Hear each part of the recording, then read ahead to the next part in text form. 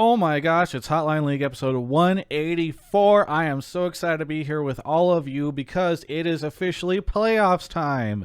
And Mark is not in a cranky mood. He told me at the start of this that he's in a great mood, right, Mark? Yeah.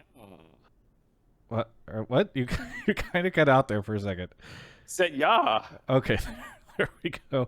There's the assurance that I needed to get me going with this episode. I am also excited to say that we have Alienware sponsoring the show as always, Gamefuel sponsoring the show as always, and Talkspace joining us for a limited time. Excited to talk about them more later on in the show, but if you want to sneak peek and you're watching live, you can do !Talkspace in the Twitch chat right now to learn a little bit more about them. But we'll talk about them in just a bit. But it's playoffs time, Mark, which means that despite me attempting to get about 10 or 12 different people on the show, everybody's like, I'm busy with playoffs, or I can't because of playoffs, or whatever. Teams that didn't make playoffs, did you ask? I did not ask Seal. I reached out to Broxa, and then I realized that he is not in the U.S. anymore. I'm pretty sure he isn't because he tweeted a picture of Ben Finn saying, like, last gym session in LA or something. So those FlyQuest boys. I did not reach out to FlyQuest. But I did reach out to you and I asked if you had any suggestions and you didn't. So I have I feel no shame. I was very busy. I feel no shame given the fact that I asked you for suggestions and you didn't have them until. Ironic or sarcastic here. I was in meetings and I was just giving you one word answers and you thought I was having a meltdown, but I was just busy. I didn't have time. No, I know. Brain space. But I do appreciate that you do have suggestions. The moment once we're live, yeah, the 2 minutes into the show starting, you start saying, "Oh, have you thought about any this?" Any FlyQuest people here? Anyone watching? Any of you guys want to hop on? Yeah. Before I tweet out the picture. Why not have Kobe? Kobe I have to go through Riot in order to get access to Kobe, and they're not always the casters and everybody are great, but it's not always easy to book through Riot. They like to give me the runaround sometimes on that stuff, which is very frustrating. Anyway, yes, same goes for Azale. If you guys can think of somebody who seems as though they're a full-time Riot employee, then that's an example of somebody where it's difficult. But I'm actually not really worried about it because I am just so excited to talk about League of Legends right now because I actually think that this past weekend was really exciting. I felt like we had obviously the first series was a little one-sided, but it was still exciting to watch and see EG play, and I think that's making me excited to see them in the 100T match this weekend. And then the Team Liquid C9 game did not go the way most people predicted. I think on Rift Reaction, I don't know if I did on Hotline League, but I predicted Team Liquid to win. But everybody else was predicting C9, though I did not anticipate Team Liquid to look as good as they did. So I'm actually just golly gee, I'm just excited to talk about LCS right now, which is good because on Saturday I felt like garbage when the announcement hit about finals not happening in Newark. Because as we have alluded to on the show, we were in the works of trying to get a live Hotline League going.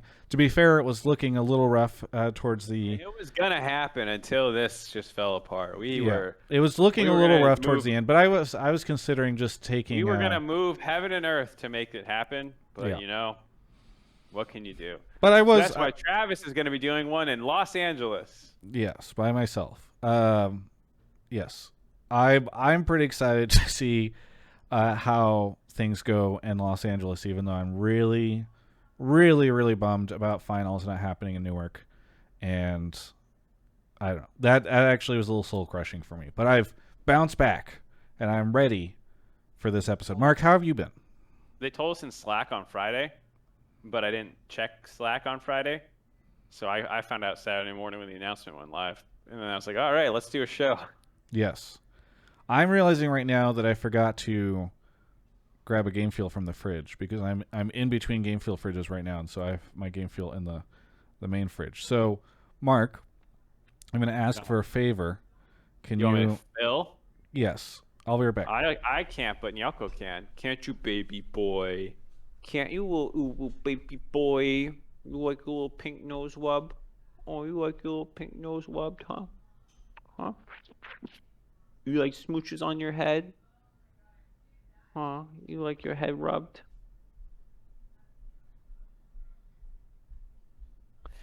He's back. Did you How have you grab me been? one? How have you been? Did you? I've been all right. What have you been up to this past week? What did I do this week? This I is don't the know. we are. I ask you this question at the start of every week, and I feel like I don't know. It's very telling. I feel So like that you almost never have an answer. so I watched the. Oh, kitty fell. Kitty slipped. He's okay. What a tragedy. I watched The Bachelor. The finale's coming out. Oh yeah, The guy was an asshole. You been really? watching The Bachelor? The Yeah, this Bachelor guy guy Greg. is a jerk. Well, so it's the Bachelorette, and so she's picking from a Oh, bunch of guys, and there's this guy who's been the front runner the whole time, and then she goes and does like the hometown thing, but he can't do it because it's in lockdown. Whatever. She meets his family, and he like just unloads shit on her, and he's basically like, "I was dead inside until I met you," and basically he's like making her his savior, which is like it's kind of ah, fucked up thing to do in a relationship, anyways. And she like didn't give him the response he wanted, and so he immediately shuts down, and he starts popping off at her. And then like the next they go apart, and then the next day he like goes to her room and he's like, yeah, you're kind of fucking awful. It's kind of like his whole attitude. And she's like, I'm sorry I didn't give you what you wanted emotionally at the time. Like, what can I do for you? And he's like basically like, fuck the show. There's like three people left. He's like, fuck the show, tell me you love me, and like let's say fuck the show. And she's trying to like navigate the conversation and give him as many assurances as she can that like, hey, you're probably gonna win this, so just shut the fuck up. yeah. Like you're Instead, throwing right now. You're hard inting.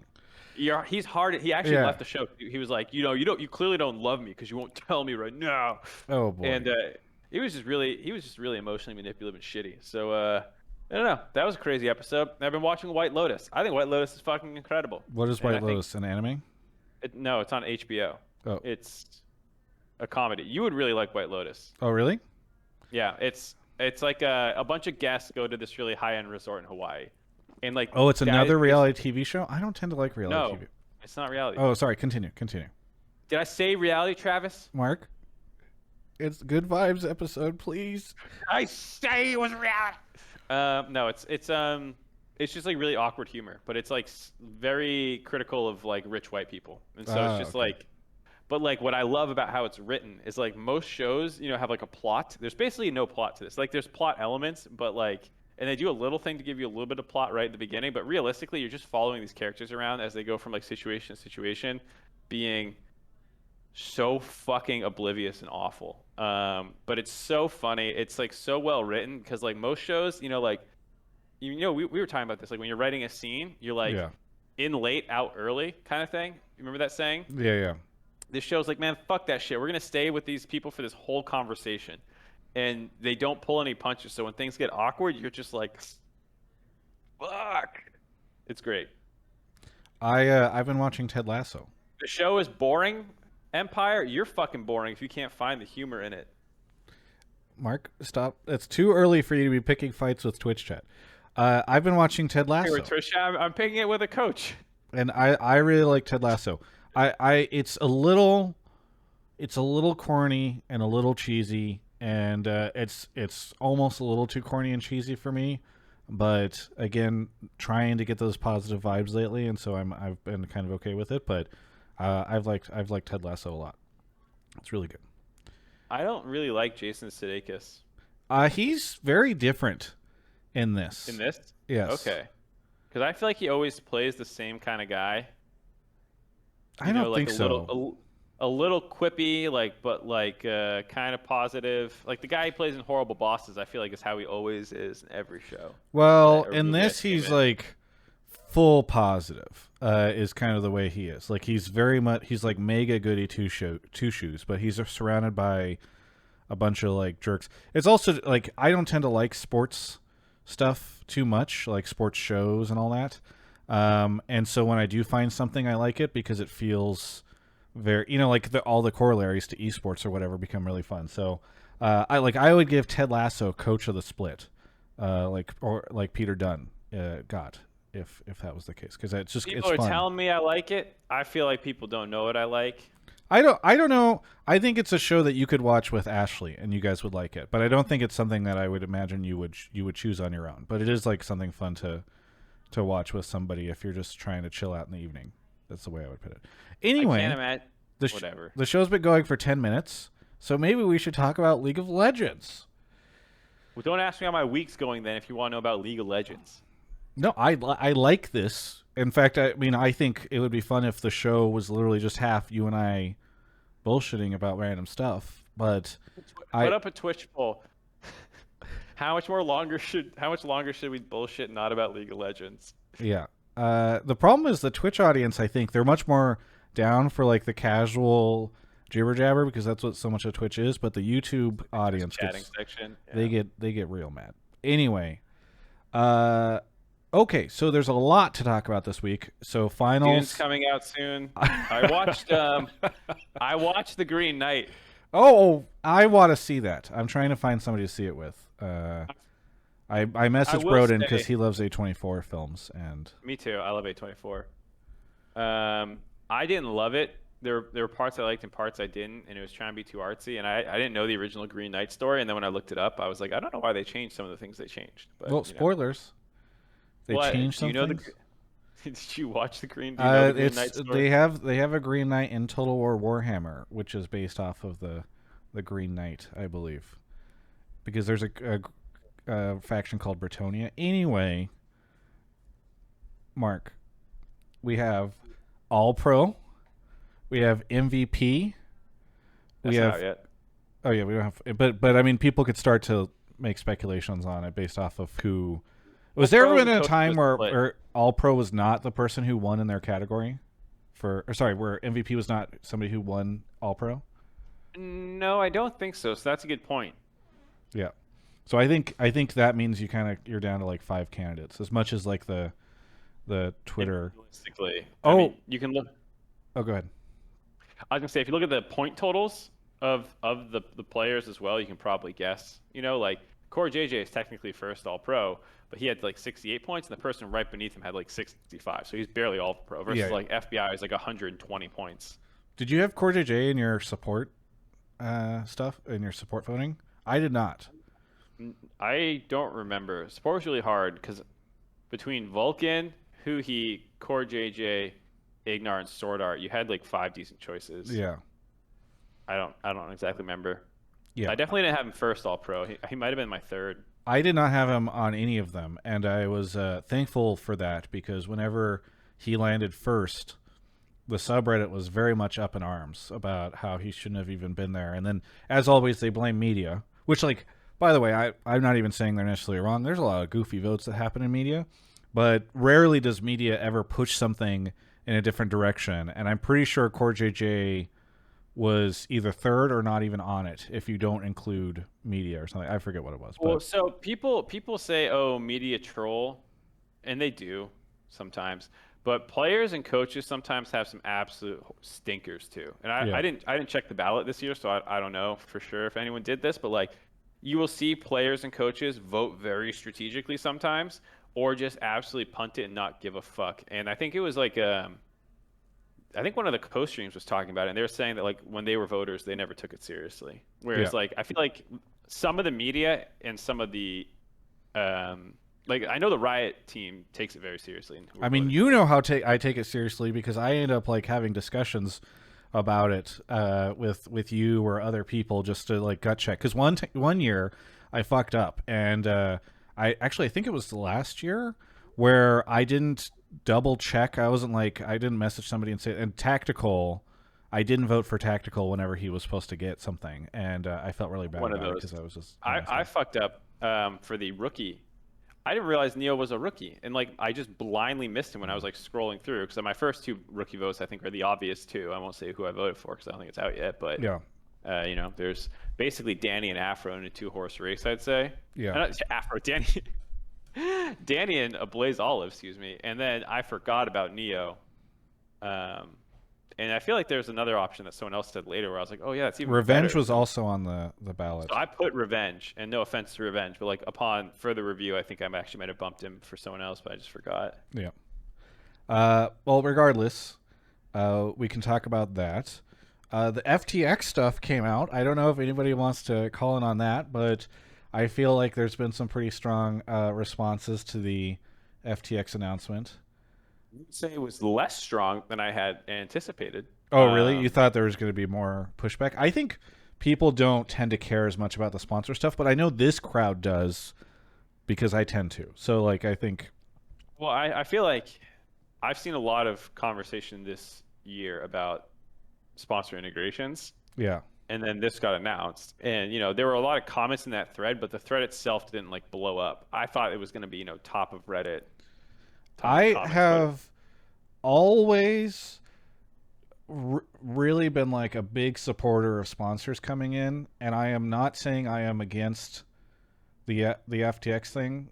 I guess I would say my feelings on it are complicated, but and I don't like whenever people are like, oh, I'm so tired of like Red Bull Baron power play and that type of stuff. I'm like, listen, that's how this stuff works. I even for me, the FTX Gold advantage and how often it is mentioned on the cast, and the fact that it's up there at the top, and the fact that I feel like it kind of breaks the UI, and also the fact that what was very interesting to me was we all voted on everything, and then the FTX thing gets announced, and then another ballot goes out that's like, by the way, vote for for the FTX most improved player, and I was like, did they just invent this award just for like the FTX thing? Like they signed the deal, and then they added this in afterwards. So like it felt it's. I guess I would say it hasn't felt seamless to me integrating a sponsor that is already going to be contentious. Is the way that I would describe the FTX stuff. So I'm curious. I'm curious how it'll go. Here's how it'll go. Yeah, people in chat are like, Travis can't complain about sponsor. Obviously, I really like sponsorship, and it is really important. Not we have just the for best the sponsors. LCS, but for us as well in the content we make. But I don't know. I would say that the FTX stuff for me has been a little jarring in some ways. Anyway, so there's that. There's also the games that we discussed earlier at the start. How did you like the games, Mark, this past weekend? They're all pretty good. I mean, the C9 or the EG Dig ones were kind of meh. 'Cause it never really felt like Dig had hope. Even in that game that they won, like you just look at how they won, and it's like EG not playing well early game, ending up getting all the gold back in their favor anyways, then throwing a Baron, still being ahead after that and having more pressure on the map, and only after they have this 1-3-1 lane setup where they die mid lane, they get chased down all the way top lane, do they actually lose the game? And it's like, wow, they made like 4 huge mistakes and still almost won that game. So that one felt pretty doomed. C9TL wasn't actually much closer, but just with the stakes and like how it felt, Yeah. it was still engaging. You'd be like, holy shit, TL is just crushing. Well, I think the reason I liked both was because, uh, okay, normally the EG Dig match in any other playoff series would be like a very resonant sleeper game, but where you would just sort of have like one team that's so far ahead and like they just sort of slowly starve them out.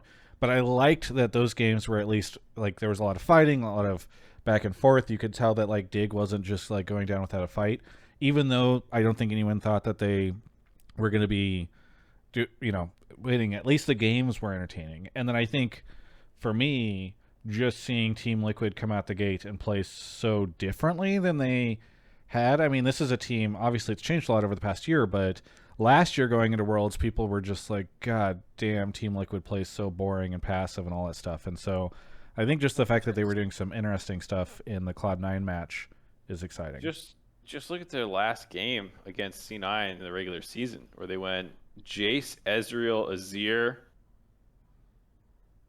That doesn't fucking do anything. Even with like Yeah. Leona Viego, it's like, well, what lane are you playing through? Like they're and they said this in their interview after they won, when we had Santorin. He was like, yeah, we kind of identified the fact that we like our playstyle was fucking stupid, and so we had to change Did he things phrase up. it that way?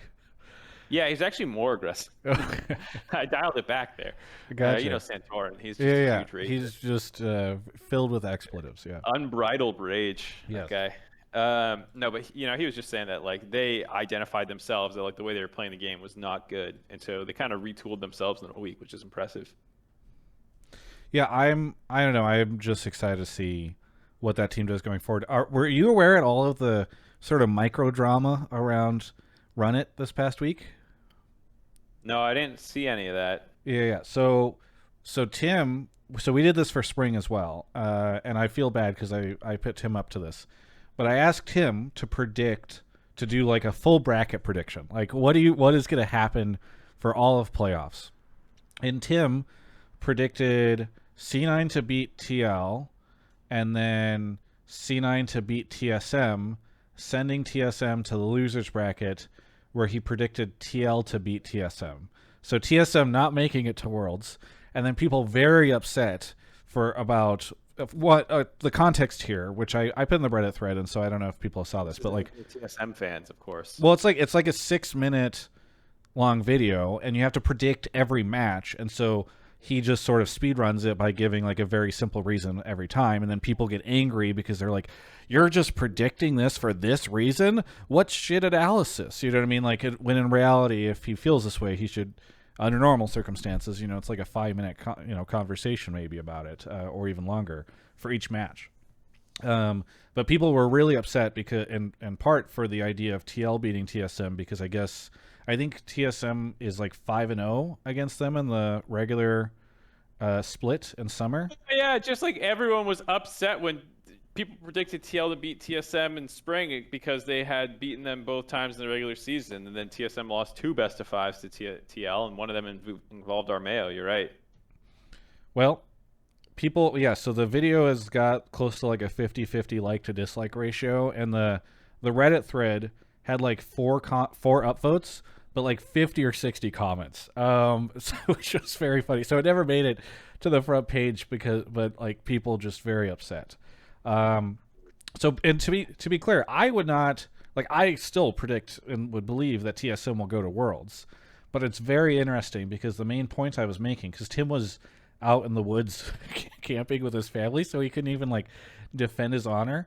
And then one of the main things I was saying is like, yeah, you guys are mentioning this 5-0 record, but like, I think Tim's argument would be that record might not matter as much given everything that happened with TL and right. And so anyway, given how the match went this weekend, one, TL outperformed Tim's expectations and that they did beat C9, or maybe C9 underperformed. I'm not sure.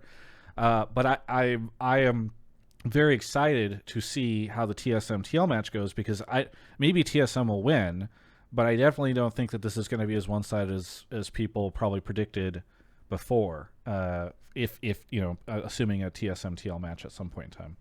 So I don't know. That was the kind of the fun drama. I haven't watched it, you know, so maybe he didn't give the best analysis. I mean, he didn't give explanations, because he's got to say it all in like, I think the whole video is like 6.5 minutes, including my outros, and we know how long those are. So either way, I'll save this video by telling you that I was just on the dive and we did predictions for the TL TSM series, and I was the only one still predicting TSM.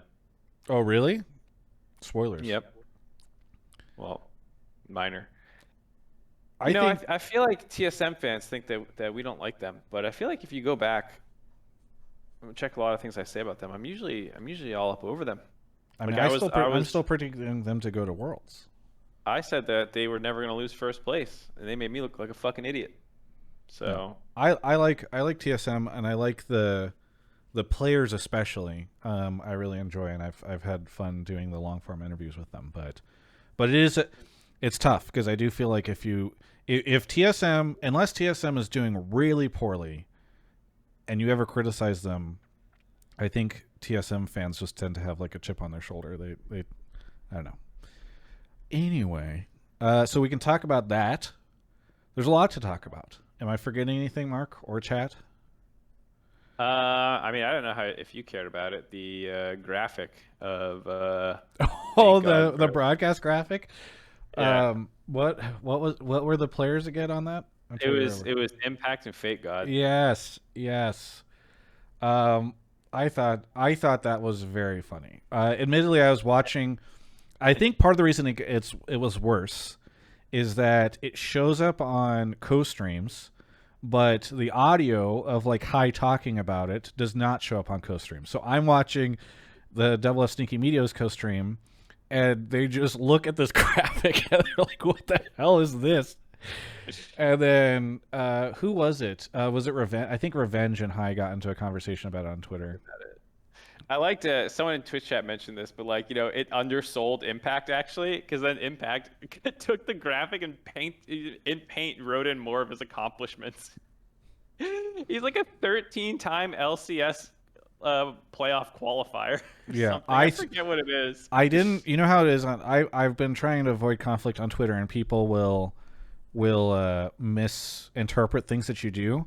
But when I saw the High Impact, the High Revenge conversation on Twitter, I was really tempted to reply to Revenge with the graphic showing all of High's achievements and then all of Revenge's achievements. It would have been so good. Dude. I know. But I didn't want people thinking I was trying to pick a fight with Revenge. I feel like that's the right kind of chaos, though, because the problem is when you say something, you're trying to make a point, but if you just straight meme it, if they're the ones to take it seriously, then you get to be like, why are you taking this seriously? Just a meme. Look, this is the Impact one.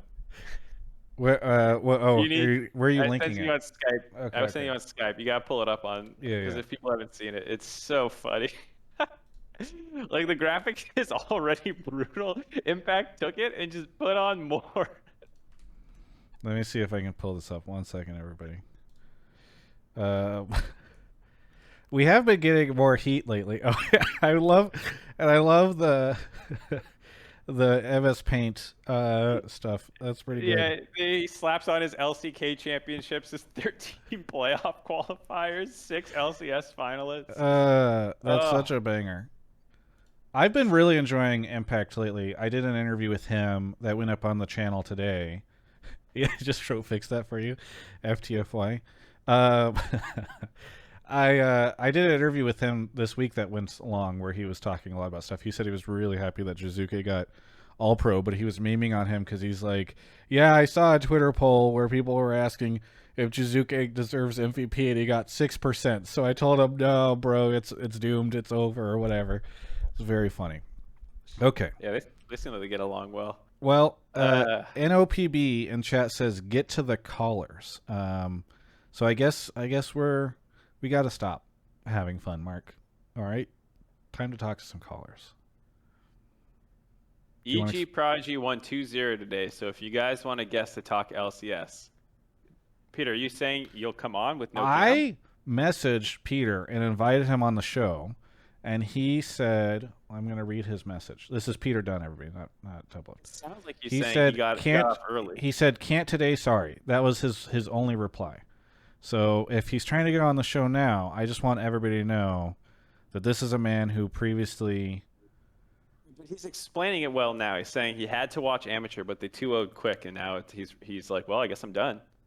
Okay. Well, he says I have to watch Amateur. Are you saying you... Is it done? Are we good? Yeah, he said they won 2-0, so if you want to guess, talk LCS. Okay. No cam, though. And then he said they were playing tonight. Get on Discord, Peter Dunn, and we will add you to the call. Are you only coming on for a little bit, or are you sticking around? I guess we'll find out in a second. Mark, do you want to explain how the show goes? Yeah. In the meantime, while we figure this out and Travis finds a picture of Peter to stick in there, this is a live call-in show. So what you're going to do is join up at Discord, but I just spammed in Twitch chat.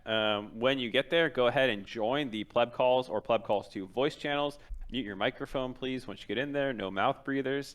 And then in the Pleb Topics text channel up above, that's where it is that you're going to put your take. We have 4 matchups today, or this week, so there's probably going to be a lot of room for talking about the matchups.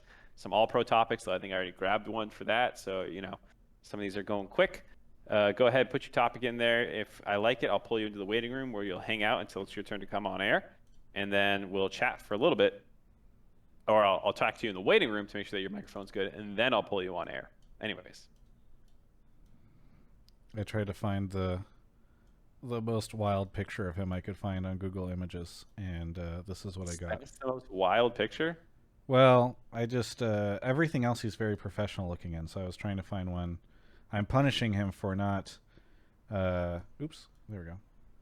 I'm moving stuff around right now. I'm punishing him for not having his camera as an option. Oh, Okay. And if you are a sub, by the way, thank you for being a sub. We really appreciate it. And that is something that will allow you to access the sub topics channel. And you can put your take in there. It moves a little slower, so it doesn't guarantee you a chance to be on the show, but it does improve your chances slightly. Has Peter made it into one of the Discord channels yet? Wait, he said, I don't have a phone, so can't join voice chat. What? I'm confused. Peter, are you on a computer? We work with computers. I don't know. Okay, whatever. I'm pulling his picture down until he gets this figured out. This is classic Hotline League right here, by the way. Somebody demands to be on the show and then can't actually get on. Okay, so Mark's been taking some folks already. You want to go pull somebody? Or you know what we can do? We can do an Alienware ad while we figure this out. Let's do that. Yeah. Okay. Mark is negotiating with Peter Dunn to see if he's actually going to be able to get on the show. But while we wait for that, I would love to tell all of you about Alienware, our amazing sponsor. They're fantastic. I believe some of you guys got into the Back for Blood beta last week via Alienware Arena, which is an awesome thing that they do that's completely free to join and has all sorts of perks. You don't need to have an Alienware computer. You don't need to... I think it's global, is my understanding. It's available definitely outside the U.S. I should know, but I don't know if it's available literally everywhere. But if you go to alienware.com/Travis right now, you can click the top at the catfish picture I have from whenever I weighed less and I was doing this. You can click that. It says join Alienware Arena today, and doing so, you can sign up to join Alienware Arena. You get all sorts of stuff. They've got free game codes. They've got stuff that rotates all the time. They've got little mini games where you can win stuff. So it's just fantastic that they do this, and it's something that's also very helpful for us because, you know, I know not everybody is necessarily in the market for an Alienware computer at any specific time. A lot of you do tweet and say that you've purchased one or a new notebook or a new monitor or something. I love that. If you want to do that, that's great. We have a code that's been updated now to work on even more products than it did before. That's on the YouTube description if you want to check that out. But signing up for Alienware Arena is also a really cool way to help support the show, and it's only upsides for you too. So it's kind of a win-win-win for everybody. So something that I've been trying to mention a little bit more because we've never done as good of a job of promoting that in the past. And thank you so much to Alienware for everything that they do. It's very nice. Is my promotion applicable in Canada? Nick, you should try Travis Save 10. Because I know we've updated the code for US to Travis Save 10 Q2, but I don't know if we've updated it in Canada yet. So try that, Nick, in chat, and we'll see. Maybe it'll work. Somebody says you can't buy an Alienware PC in California. That is not true. If you go to alienware.com, well, it's better if you go through the page for me, but you can go to any of their desktops right now, and what you will see at the top is complies with CEC power consumption regulations, ships to all states.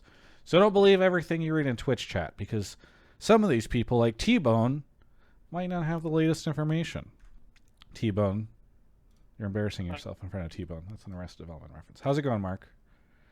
So the problem is that his account isn't verified on using a phone, and you have some filter on, and I'm trying to give him a status, a role maybe, but I don't really know how to do that. Okay, let me figure this out. How do I roll? If I give him guest, will that make him automatically able? I don't know. I'll see if I can change the setting. I gave him a bunch. I gave him a bunch of roles. We had to do that because of some spammers recently on the server.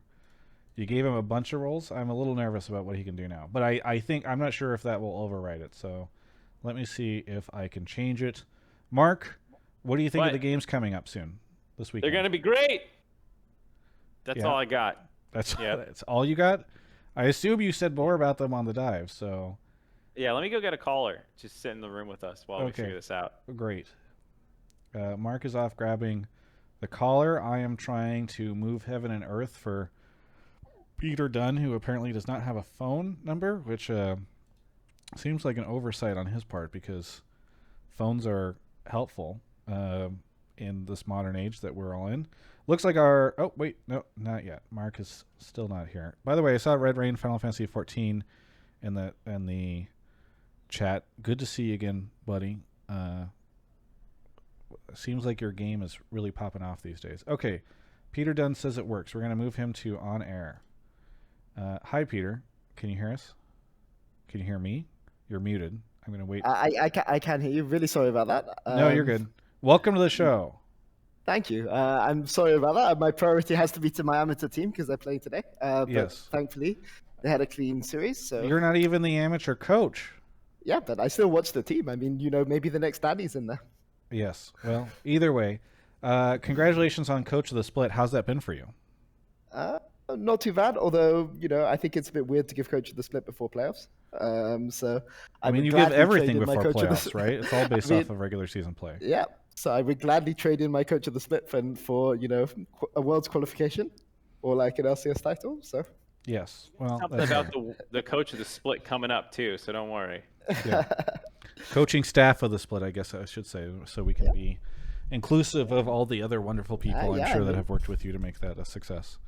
Yeah, I mean, Artemis, Mash, and Turtle do a huge amount of work with the team every day, and NASA too, who's in your Do you guys get like coins or do they give you anything? Do they give me coins? Like, No, like instead of a trophy, do you get any kind of recognition?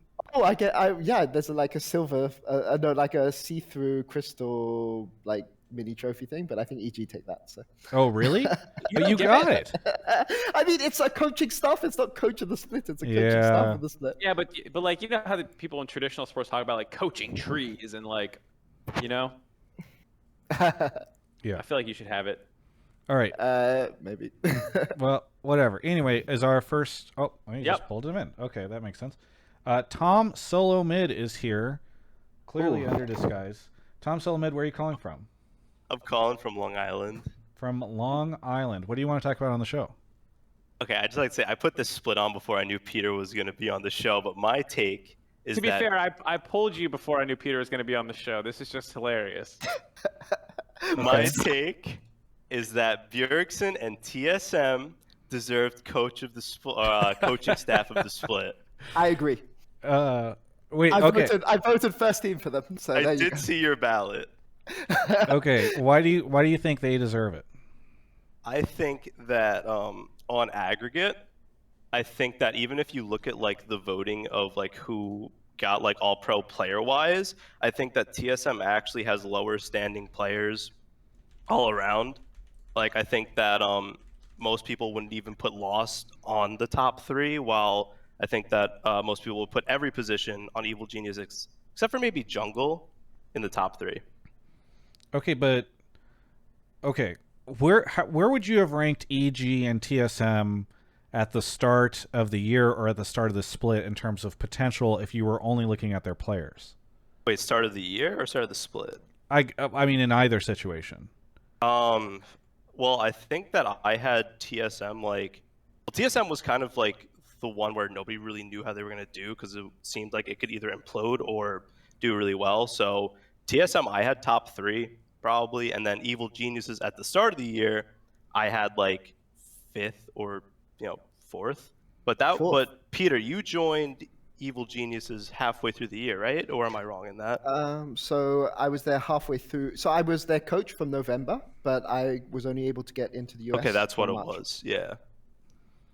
So here's why I will argue for why, explain my vote, and I guess Mark can as well, and then Peter can explain his vote and why he thinks he agrees with you.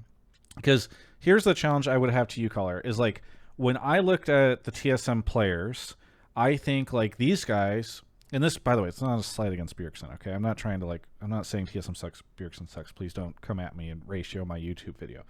But I think that people last year would have said like, oh wow, this lineup, yeah, I guess there's some question marks around loss, but like other than that, everybody, and maybe Hooney, but other than that, people I think were way more hype on the TSM players and way more down on the EG players, right? Like Jiizuke was ridiculed by I feel like every analyst or co-streamer, etc. If people, I mean, he's still suffering from. I saw somebody in Discord today talking about how like he's still a coin flip player, right?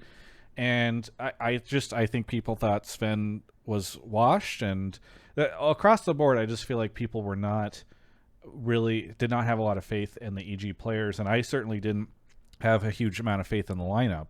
And so when I look at what Peter Dunn has been able to do with those players, that's what makes me feel like he's done a lot. And not only that, but I think EG is playing a play style that we just don't really see in North America that often, and really pushing the limits.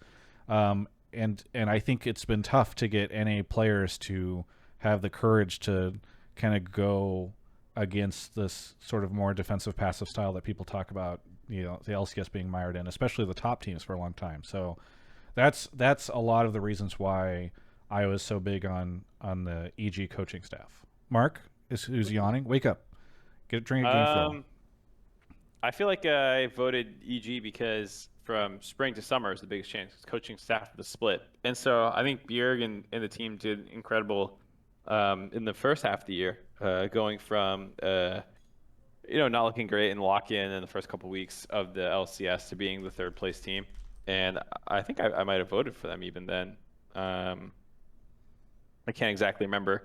But yeah, I think they're second on my ballot. I think they're really good. I don't have any problem with what they did. I just think given some of the stuff that Travis said, especially like where EG was at, I know there was a roster move in bringing Danny in, but felt like they made a lot of growth, and I think that was the most impressive thing to me.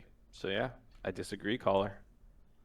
Caller, do you want to dispute anything before we hand it over to Peter to undermine his own legitimacy? Honestly, I can't really dispute that much because I rate Peter Dunn very highly when it comes to coaching. Ever since Mad Lions beat G2 in spring in like the first best of 5, so I just kind of think that Peter Dunn was Evil Geniuses was the second best. I just think that TSM was the best. So okay, sorry. Yeah, I just want to challenge the caller one more time. You said you just think TSM is the best. Like, can you elaborate a little bit on that? Like, what about is it just that they performed the best and they like finished first? That does have to do with it. I do have to agree with that. I just think that Bjergsen and Kays and Curry did more with I just think that on aggregate, like what I said before, I just think that with what they were given, TSM did better. Gotcha. Okay. Peter? Okay, 2 points for this from narrative perspective rather than going in on detail. So number one, I think EG performed actually better than TSM over the course of the split. We went 0-3 in the first week of summer that people forget, where we basically threw game after game after game, every single game. And went 2-1 and 3-0 for the rest of the split. There wasn't a single week where EG didn't go 2-1 or 3-0 in summer split, except the first week of the season, which was a 0-3, which you can understand adapting to stage time without any scripts. So purely from a narrative standpoint, I think that that EG were better over the course of the split than TSM. However, from my point, I think that I respect TSM a lot. I think I voted TSM first on my ballot in spring, first on my ballot in summer, and maybe second in spring, first or second with Dignitas, which looks a bit foolish now, but I thought Dignitas had a really good spring. I can't remember whether it was first or second. And people say that you cannot tell what a coach contributes to the team, but actually, I disagree. Like when I watch TSM play the game, there are things that TSM do that other teams do not do, which must be coaching staff related, right? Like people meme on Fudge for freezing, right? But if Fudge is still freezing in playoffs in summer, then this is clearly not just a player decision, right? It's a coaching staff decision. Similarly, I don't want to go into too much detail because I don't want to give too many of TSM strats going into later on in the season, but there are things that TSM do in the game, very clear strategic decisions that they make, which you can see over the course of however many months the season is, that are very clearly things that must be implemented by coaching staff, because they're things that PoE is doing that he's never done on previous teams. There's things that Huni's been pretty similar, but there's changes that Spico has made from last year. There's things that PoE is doing for the first time in his career ever There's things that Sword Art is doing for the first time in his career ever, and there's things which Lost is doing that have been different on previous teams, but different teams he didn't have as much structure. So I think it's clear that TSM coaching staff are doing things with their team, and they're doing good things with their team. And I think they actually had a very good split.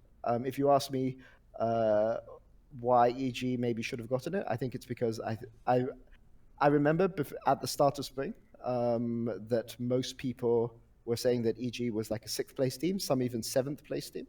And I think that promoting a rookie and making impact play aggressive strong side carries and making Jiizuke not a coin flip player and that kind of thing. I think that they always had those things on the inside, and it's very easy for me as a coach. I just say don't coin flip and don't play weak side. It's not more complicated than that. But from the is it not more complicated than that? I mean, if it's not that more complicated, I'm surprised that wasn't said before. But yeah, just to finish the point, like it's from the outside looking in without knowing what's going on behind the scenes, it looks like, if I was voting neutrally, it looks like EG promoted a rookie who's playing well. They've got Jiizuke and Impact playing completely differently to how they've played in the past. And I think that's why I think we got it. But I just say from the inside, it's really great working with my players. And I think that it wasn't too hard to go and say to Impact, go and play strong side. It's almost like he's wanted to do it all this time and just hasn't been allowed to. So I can't claim too much credit there. But from the narrative angle, I think that's why it went the way that it did. But I voted TSM highly both splits, and I think Bjergsen is doing a great job. Nice. All right. We will have. I did pull another caller with a little bit more follow-up about some of the EG specific stuff, especially in light of the interviews that came out today. Or I don't know if they were interviews or just. I saw Reddit threads about like Jiizuke talking about his different coaches of the past couple of years. So I think it'll be an interesting conversation going forward too. Very good. Well, hey, thank you so much, caller. Anything you want to shout out before we go on to our next call? Can I just shout out Mountain Dew Game Fuel? I won Caller of the Week like months and months ago, and that really that carried me from Iron 4 all the way to Diamond 1. So Travis, nice. That is a great sponsor you have. Well, did you get what victory or what pack did you get? Did you get variety? Yeah, I got the variety pack. Is there a flavor that you enjoyed the most? I like the blue flavor. The blue flavor. Okay, very good. Well, thank you, Tom Solomid, for the call. Really appreciate it. And thank you for the shout out. It's very nice of you. Yeah, thank you so much. Have a good night, guys. See ya. See ya. Man. Should I get the next coach caller while we're on the coaching topic? Yeah, I think that's fine. Okay. Okay, off mark goes. Shout out to some subs. T-Bone, who subbed, even though I was mocking him earlier. I'm sorry, T-Bone. I embarrassed myself in front of T-Bone. Zushi, thank you for the 10 months. Nuclei, thank you for the gifted sub. Baka Player, Ein Scrub Vaults for 18 months. Mishteri, Creme, Game or Girlfriend, thank you for the 18 months. Kethius, Ice Shredder, and our caller is here. Student, where are you calling from? I'm calling in from Denver. Calling in from Denver. What do you want to talk about on the show? Yeah, so my take is with Jiizuke's comments from his interview today that he basically was enabled by Peter this whole year, and that Peter kind of let him have free reign of how he wanted to play the game along with Impact and Ignar versus having a coach from last year who was much more telling him how to play the game. It really demonstrates this idea that exists in management, that you're not really there to do your old job to be a player and to tell them how to play. You're there to support like what they're doing and like believe in the people underneath you. And I think this is a really good highlight from EG of just like, that style of coaching and management and, working with the people that you have and trusting in them builds up to success basically. Counterpoint, Peter Dunn in the last call just said all he had to do was tell Jiizuke not to coin flip. So he is telling him what to do and what not to do. and I think you're wrong. So no, well, first, I think we should recognize that the coaching staff that you are referring to are still on the EG coaching staff this year. So, it's not like he's been entirely replaced or anything like that. But Peter, I mean, what do you think of this caller? So I'll actually. So I was thinking about whether I should say this publicly or not, but I think it's okay. Do it. But all I told Jiizuke was, after we went 0-3 in the first week, play like yourself when we are 3 to 4, when we are behind, when we're even, and when we're 3K ahead. Play like yourself. But when we're more than 3K ahead, don't play like yourself. Play like Jensen. Okay. And that was it. That's all I said. And then Did you start seeing immediate results?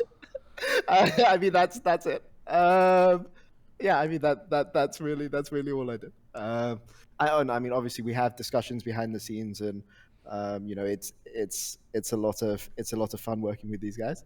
But in fairness to Jensen, he did play the Jiizuke Lee Sin. He was flashing in, he was flashing in to 3 people and dying on Lee Sin. So maybe he's learning from the Jiizuke style as well. So yeah, do you think that's happening, Peter? Is because instead of getting Jiizuke to play safe like other mid laners and passive like other mid laners in the LCS, do you think that Jiizuke is just forcing all the other laners to play like crazy people and mid laners to play like crazy people in LCS? Yes, and it's great, no? It's super great. I mean, it's far more entertaining. But look, I mean, I think it's funny because if you look at that Jiizuke interview, all he's essentially saying is, I didn't tell him not to be himself, right? I was just like, just go and play the game. And then he went to play the game and it was good. That's it.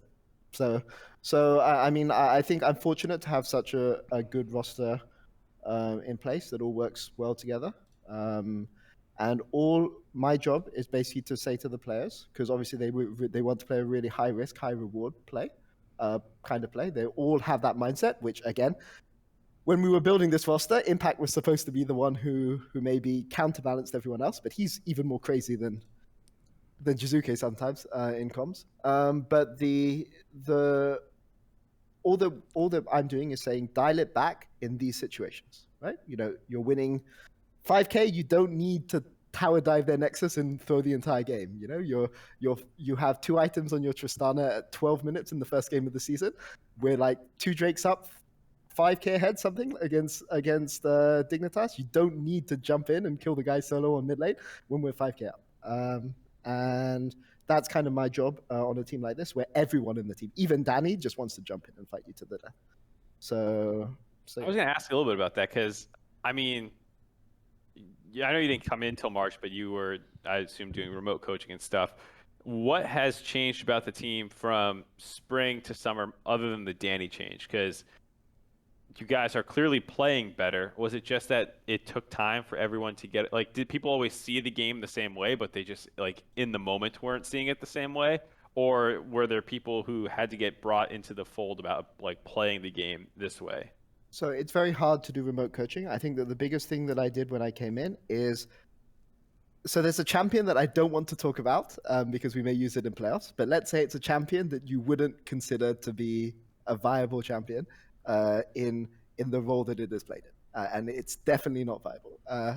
I thought it was definitely not viable. And we played 2 scrims with it, and it was completely garbage, and we got completely smashed into the floor in like 12 minutes. And I spoke to the player who was playing that champion, and I said to him, look, are you sure that this champion is good? Like, tell me under what circumstances it's good. And that player turned around to me, and we had a long talk about it whilst the review was being handled by Artemis, because he'd forced the champion in the previous scrim. So, people were a bit pissed off because we'd lost 2 games in a row, and it looked like we were wasting time. And then I went and said to this player, look, explain to me what your vision is with this champion, because maybe I'm not understanding it properly. And then we picked it the next scrim as well, smashed it with the next scrim, and then started picking it a lot and added it to our champion pool. And I think it's a useful tool that maybe we'll show next weekend. And I think that is the big maybe difference that I've come in and said, like being willing to stand up for a single player when, maybe there's a bit of dispute about how we want to play, and say, okay, we'll try it your way, but in exchange for you trying it for this guy today, you play standard tomorrow and allow this guy to test his pick. And I think that's the big difference between me being remote and me being there on site. Because sometimes it's hard to moderate that kind of discussion, right? Like, I can't go to, let's call him player X, if I'm remote, and go and say, come to me into Discord, right? Like, that's just stupid. It's not going to work, right? And I think that's the main difference. Sounds like an episode of Ted Lasso. First off, secondly, I was gonna ask, do you? Okay, there's obviously been a ton of credit that's been given to EG for playing these more aggressive styles. We've talked ad nauseum about it. I think what is interesting to me is, like, I would have thought perhaps that was you bringing that over. Obviously, you've got Jiizuke, so he's like naturally interested in doing that. But this idea of like, hey, we're going to disrupt the more passive play styles of North America. Is it a thing where that's not the case, where like these players just started doing this and then you're like, yeah, we're going to go along with it? Or, you know, how did that play style arise on EG? I mean, basically, you know, I had a hand in roster building in the off season, and the players that I like tend to be the ones that play aggressively. But what's weird is, like, obviously, Impact was not playing aggressively. So how did you know that he wanted to do this? Or was it because if you need somebody who can play aggressively, you need somebody to anchor the rest of the team and not jump in as 5. Like, you know, you can have 4 people jumping in, but one person has to be the, you know, the angel on the do you have that in America? You know, where somebody's trying to make a devil and the angel. Yeah, devil and angel, right? You need to have one angel to balance out the 4 devils that are telling you to run in, right? And like start Baron for no reason when 5 people are on the map, you know. So Impact was the first person that we had on the roster, and I have to appreciate Andrew, who's our GM, for allowing for being willing to go for Impact and to go for him early in the off season. And yeah, so it just happens that once we got to know the players better, then we just had to shift a few things with how we dealt with the game. But the intention was always to go aggressive. It's just, you know, I've in 2018 I was on a Splice team that went to 35 minutes every single game. Like there's a meme in Europe which is Peter Dunn time is 35 plus minutes. But that is literally the only time in my entire career that I've been on a team that tried to stall to 35 minutes. And my hair almost went gray by the end of the season. Like, you just can't take that kind of thing. It's super, super stressful. So aggression is always better. Go fight it early. And like, if you're gonna get stomped, at least get stomped in 20 minutes. We lost an 84-minute game, and yeah, it feels bad. Yeah. No Real in the chat asks the question that I was thinking as well, is like, who the hell is EG's angel now then? Because you mentioned that Impact is sometimes even crazier than Jiizuke in the comms and the way he wants to play. I'm not sure I should say this. I'm waiting to see if Empire's messaging me. Okay. It's Danny. It's Danny? Yeah. So I was gonna guess because I had him on the desk after one of his games, and it was the Jiizuke Lee Sin game you're talking about, and I was like, so after Jiizuke like kicked Braum 2 times in a team fight, were you guys like, hey, let's play slower? He's like, yes. He's like, I'm a Fed Tristan. I want to follow the steps in this, and like, yeah.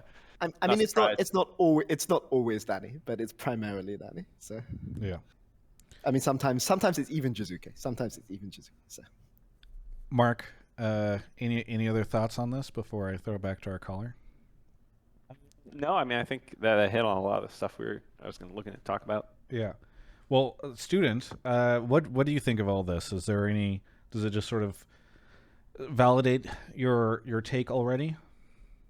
Yeah, I mean, specifically when Peter was talking about like how he manages scrims and gives players a chance, I think that really highlights, you know, I'm a manager, so it highlights kind of my approach to management, where you got to kind of give up your day-to-day micromanagement of like exactly what people are doing and trust the people you got underneath you. And it sounds like he does a great job, especially for the head coach, right? Like the coaching staff as a whole, maybe not, but the guy in charge, it's nice to know he's got your back. Yeah.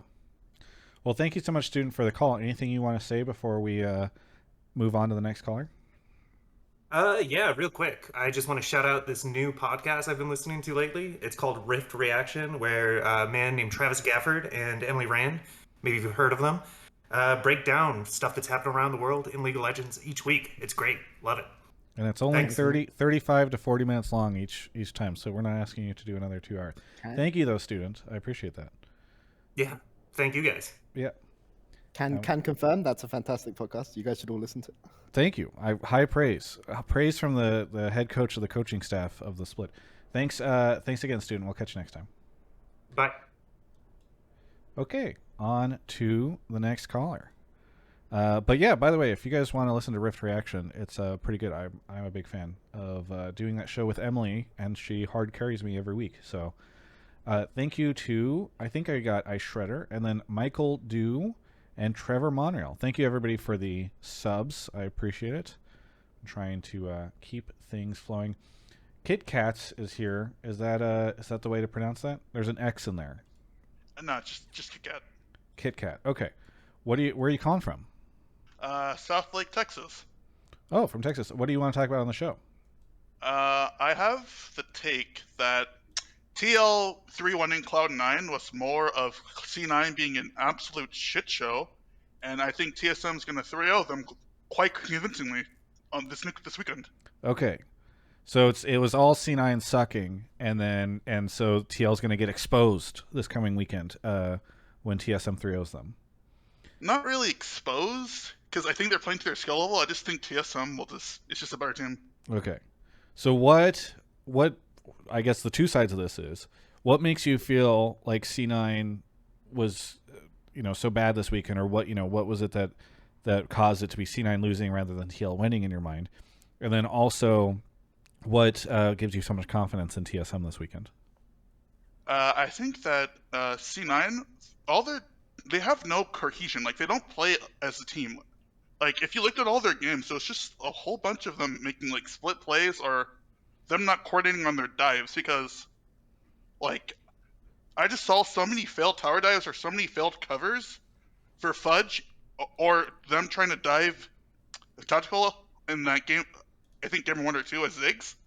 And I don't think that's how they usually play. Gotcha. Okay.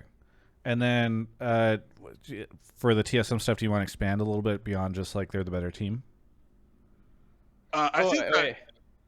Sorry, okay. Let's just focus on the C9 TL part, because I'm pretty sure I have other 100 Thieves TSM TL matchup talkers. Okay, sounds good. All right. So this past weekend, Mark, how much of it was, to the caller's point, C9 losing versus TL winning?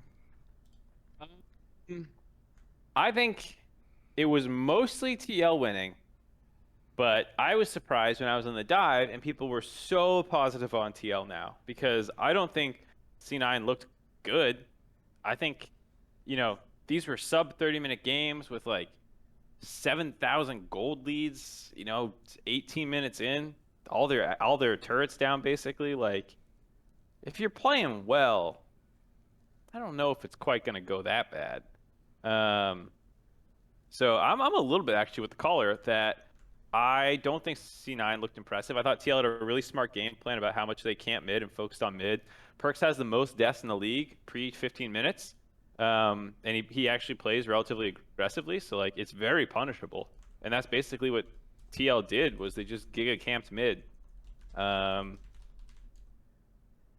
a nutshell. I mean top lane, I think they did a lot of other intelligent things about like some of their drafts I really liked, but the overall idea was, it felt to me like, hey, just shit on Perkz because he dies a lot and you can abuse him. So you're kind of, it sounds like you're kind of somewhere in the middle, Mark, or like you do think TL played well, but they did look extra good because C9 was just not where they needed to be. Yep, pretty much. I don't think C9's looked good all year, and I don't think that they suddenly looked much better. I think TL did compared to the regular season, but I also I don't know if I'm suddenly putting TL above these other teams like TSM and EG and 100 Thieves, the other teams that were clearly in their own tier through the summer split. Yeah. How about you, Peter? What did you think of that match? Oh, well, it was a very un-TL type of game, no? Like Yes. They went super hard at them right from the start. I think Cloud9 were, honestly, like I'm glad that I wasn't in Cloud9's position playing TL. Like if they'd come, because all of your pre-game prep is based on a team playing a particular style, right? And then TL come with you, and first game they go Lee Sin mid. I think they played Lee Sin mid twice that series, right? They were 2-0 on Lee Sin. And Jens is like flash kicking in, you're like, what's going on, right? Is this really Jensen? Are they putting somebody else on his on his PC? Actually, he was in the studio, so there's no way, right? But it was. I was impressed with how TL played the game. It wasn't clean. It wasn't 100% clean, but they showed a side of them that maybe they haven't shown before. It was really interesting. The fourth game was really fun, where the 280 carries were just sitting staring at each other whilst they were fighting 4v4 on the top side of the map to the death. Did you see the stats about proximity? Yeah, I did. It was beautiful. I could not believe it was actually that low. It was basically 0% time spent near tactical. But no, I mean, I wouldn't use this series to say that Cloud9 are... So obviously Cloud9 were... There's some teams that are very heavily prep dependent, and I don't know what Cloud9 are like on their prep, right? But what I will say is TSM are a team that are always really, really well prepped. And I'm going to be honest, I think Speaker is probably going to win MVP, but if Speaker wins MVP, he better like take Keys out. Keys? I don't know how to pronounce his name actually after all this time. But he better take him out for like a meal afterwards, because that's a team that is super, super well prepped from every single game, and that's not something that it's just the jungler's job to prep, right? And maybe Cloud9 are a team that are prep reliant. We don't know, right? And if TL come out like this and you've prepped everything to play against regular season TL, and then you're suddenly playing against playoff TL, who are doing things that you don't expect them to do, it can really, really throw you off, right? So maybe that's a bit of what happened in that series. But definitely, like, Cloud9 weren't at their best, but they weren't at their best in spring playoffs, and they still found ways to pull out the win. And I would not like to be the team that has to face them in lower bracket. That's all I would say. I mean, okay, let me ask the two of you guys this. How much worse did C9 look than they did during the rest of the split? Because like this is a team that tied for 4th with TL for 15-12 when you just look at their summer record.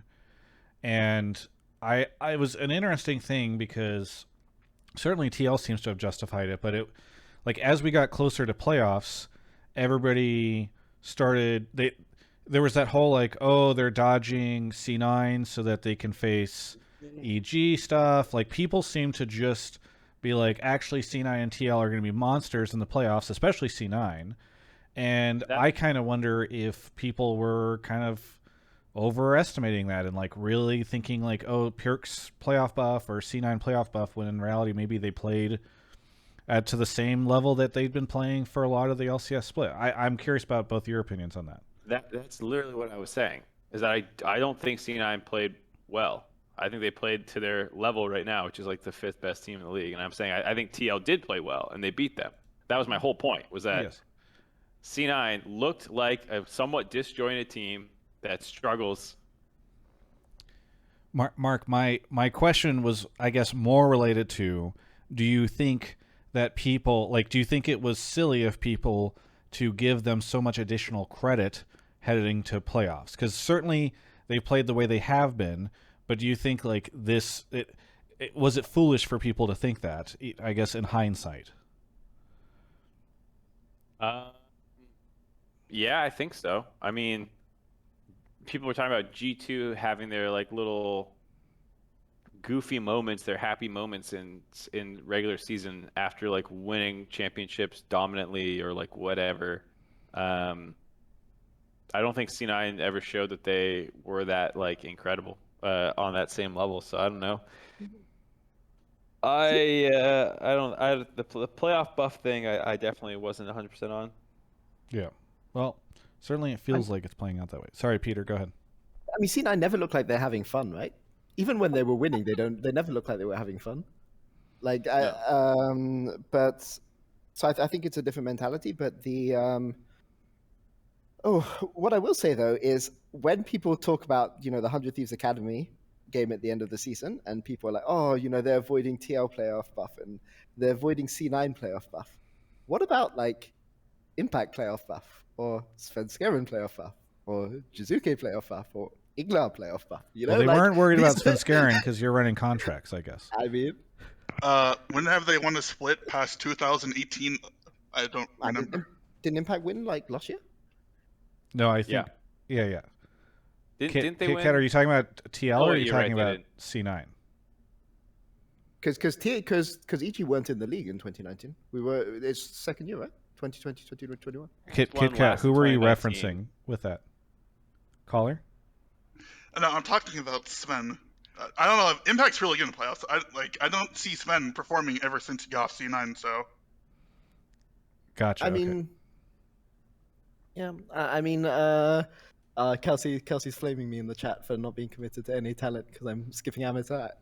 Yeah, I mean, it's unacceptable. Okay, sorry, what was the point? Oh, yeah, so people look. There are things that different teams can have different playoff buffs, right? Just because Impact went from TL to EG doesn't mean that he's forgotten how to play in the playoffs. And I think that it's a bit disrespectful, basically, what teams are saying about EG right now, which is that for some reason we don't get a playoff buff, but everyone else gets a playoff buff. That's just a side point to this. As for the series itself, it's hard to say. I need to see Cloud9 in another playoff series, because if TL had played their standard slow style and Cloud9 had got smashed by them, then I would say, okay, then this is clearly Cloud9 just playing badly. But it could very easily just have been TL pulling out something that Cloud9 were not expecting, and Cloud9 not being able to adapt in time. Right? It could go either way. So I'm not willing to rule out Cloud9 just yet. On the playoff buff thing, the broadcast, and especially High, definitely thought Impact had a playoff buff. You saw that graphic. That's basically the. I mean, that's such a mean graphic, no? You missed our talk at the beginning about it a little bit. Yeah. I mean, that's something EG should tweet out, no? I mean, Impact ended up tweeting it out himself. Yeah, it's true. All right, KitKat, thank you so much for the call. Anything you want to shout out before we take a quick break? Shout out to Game Fuel and Alienware, and I hope EG beats 100 Thieves because I think they're terrible. Okay. So do I. Okay. Thank you Boy. for this. Shit. Why are 100T terrible, Peter? Oh no, I meant sorry, I meant I hope we beat 100 Thieves too. I didn't mean the 100 Thieves are terrible. It's okay, it's already been clipped. Someone clip it where he says he thinks 100 Thieves are terrible, and Peter goes, "I agree." KitKat, thanks so much for the call, and thank you for giving us the clip. I really appreciate it. Catch you next time. Thank you, Kik. Okay, we are going to take a quick break to talk about a new sponsor that has joined us for at least a couple weeks. We're doing some really cool stuff with them. So it's a company, a service called Talkspace. You can do Talkspace in the chat right now if you want to get a link and a code to their service. And if you're watching on YouTube, you can go click a link there. If you're listening to it on stream, you're streaming it, the show as a podcast, please go take a look at the YouTube link. But Talkspace is this really cool service that I think a lot of people can maybe benefit from right now, especially because it's been a tough past 18 months or so. So they sort of brand themselves as therapy anytime. And that's just one of the reasons I'm so excited to partner with them, because I think it's such a wholesome sponsor. So what's neat about this service is that you sign up for it, and they help match you with a therapist. And so if you head over to the link, you'll see that not only do they accept insurance, not only are they available for couples therapy, teens, individuals, etc. They even help do stuff with psychiatry if there's some medication management you might need. But it's a service where basically after they assign you a therapist, you're able to message them anytime you want.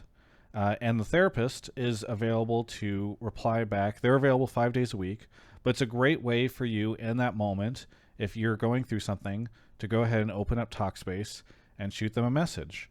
And it's just a fantastic service that I think a lot of people can benefit from, because guess what? Like it is really difficult for a lot of people to go find and do the work of researching online, figuring out what options you have, who's near you to go talk to, and then finding somebody who's got an office and availability. This is something that you can do, right now to help, improve your own mental health and take this step. So we have code Travis, which you can use when you sign up for the service, which will save you a ton on your first month. And it gives you, I think what's fantastic about it is it gives you a way to try the service without, just give it a try yourself. But one other thing that we're doing with them that is really cool that I will mention is I'm actually doing a couple interviews with some folks in the esports, in and around the esports space, talking about mental health issues. And one of the people that we're doing this with, the first interview is with somebody named Jason Docton. We'll be streaming this immediately after Hotline League. And it is a very interesting interview because this is a guy who has worked in the space for a while, but also has worked with LCS pros and streamers and all sorts of folks. And so hearing sort of the work that he does, I think has been really interesting to me because oftentimes we do not really understand the scope of the challenges that people who are competing or streaming or all that stuff go through. So that interview is fantastic, and I just like the fact that they're helping me do these interviews, this type of content. It's something special and unique that we're able to do for the channel because of Talkspace. So again, thank you so much to Talkspace. Please click that link, use code Travis. It is really helpful whenever you sign up for that service. And maybe just sign up, just check it out. Click the link and look at the page because that stuff does help us out a ton. But thank you all so much for supporting the show by checking out Talkspace, and thank you Talkspace for sponsoring the show. Please stick around after Hotline League is done so that you can catch that interview. I promise it's very fascinating. I think a lot of people will find it interesting. It was I did not even expect some of the stuff that we ended up getting into. Anyway, thanks again to Talkspace, and we're ready for the next caller. Mark, if you want to go off and grab them. Thank you to Sammy Lawls for the Prime sub, and Tipsy Turkey for gifting a community sub. That's very cool. I see folks in chat popping the link up, which is awesome to see. Thank you guys for that. Okay. Where Hello. are we? Our caller is here. Zextrap is here. Zextrap, where are you calling from? I'm calling from Hanover, New Hampshire.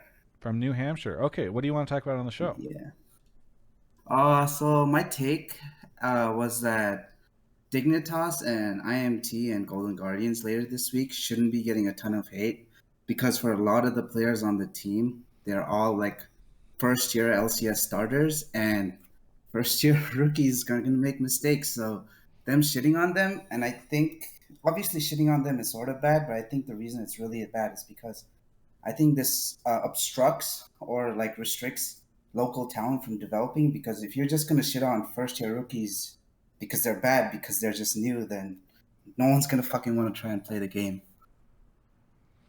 Gotcha. Yeah. Okay. Well, it sounds like you're just assuming all those teams are going to lose.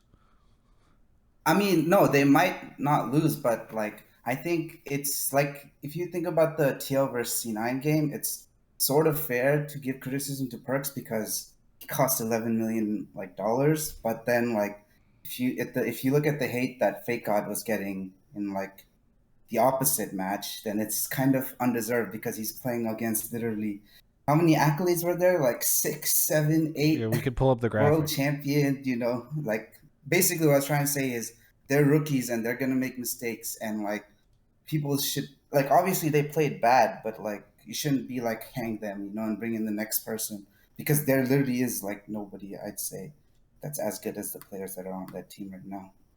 So to answer Travis's question, 100 Thieves and Dig play each other, Travis. So one of those teams is gonna win. Yeah.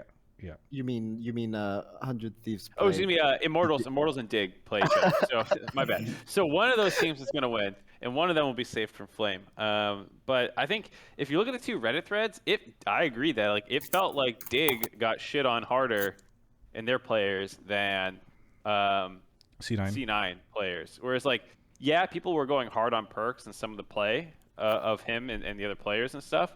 But like if you look at the Dig one, they're like, well, these fucking guys need to get out of the LCS next year.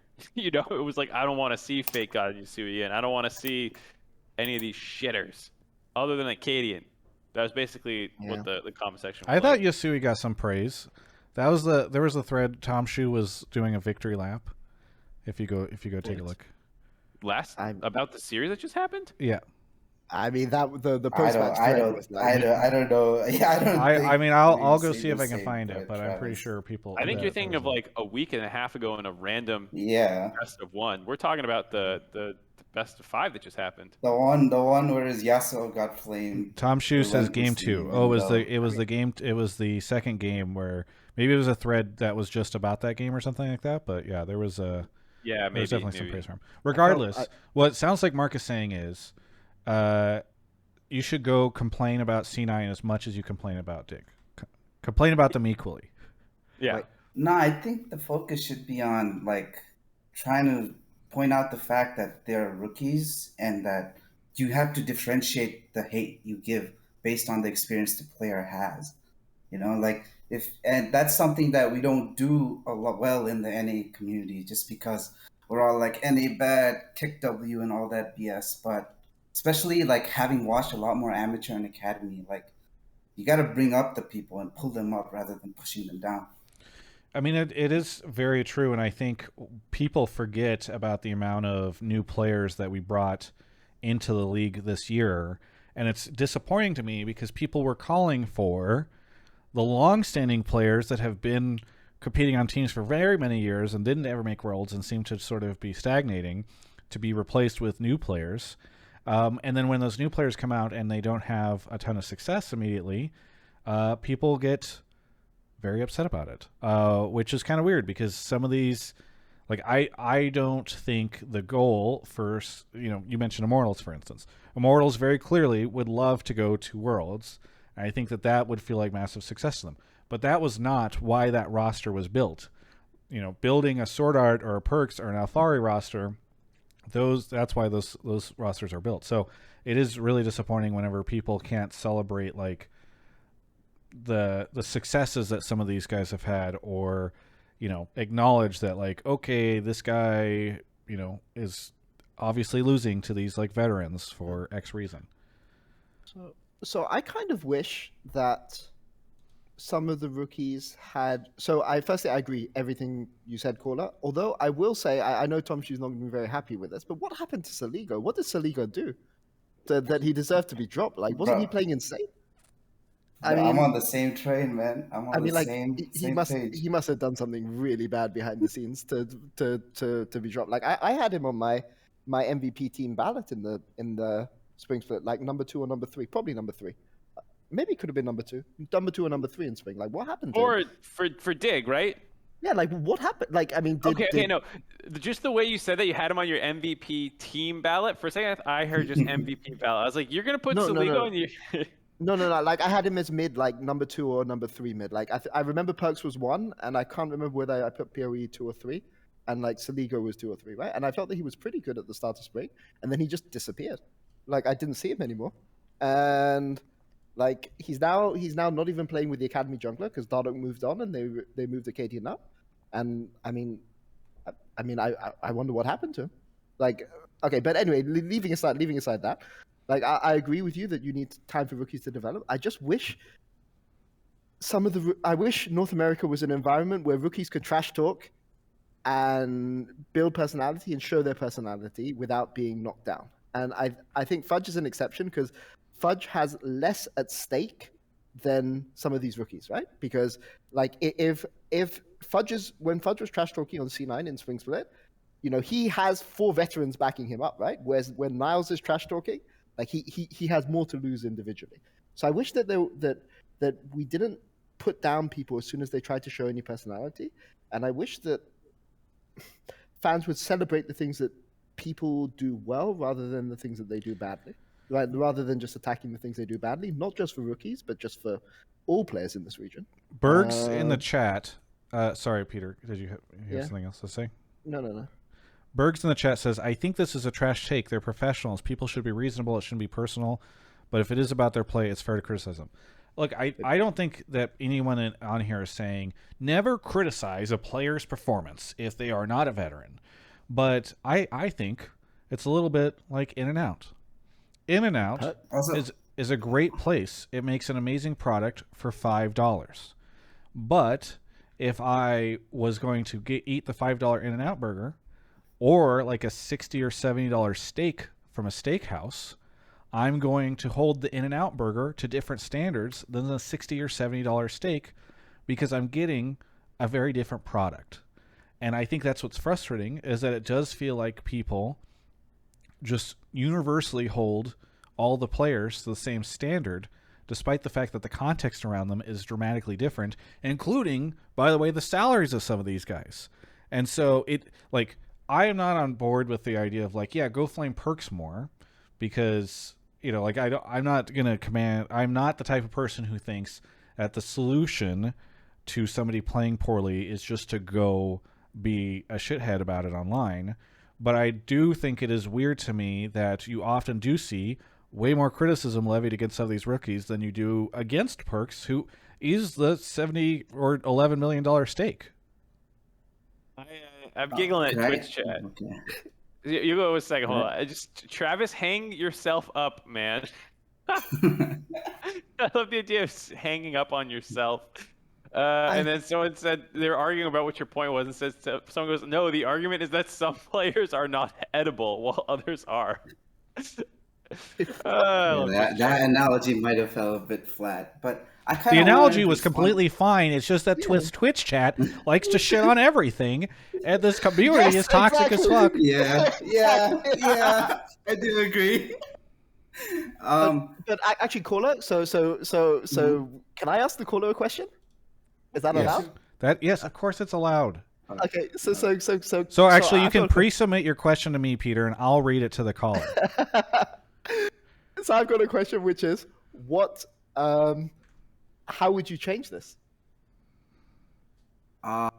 If I had some administrative role, like in the LCS ecosystem. Yep. Because people are going to be negative no matter what, right? So how do you give them the opportunity to be more positive?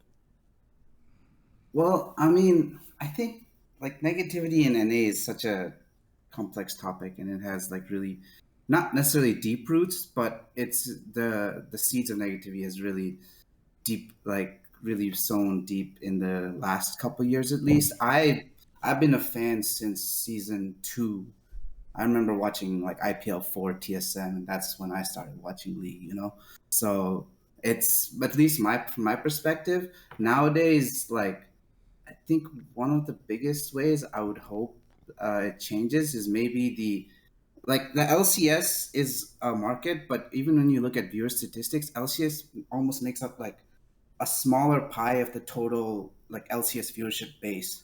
So maybe not necessarily regulating, but providing increased guidelines to the larger space is one thing that I think it does infringe on freedom of speech and whatever, but I wonder if that would have an effect, just because LCS now is more than just the people that are talking on the analyst desk or the casters.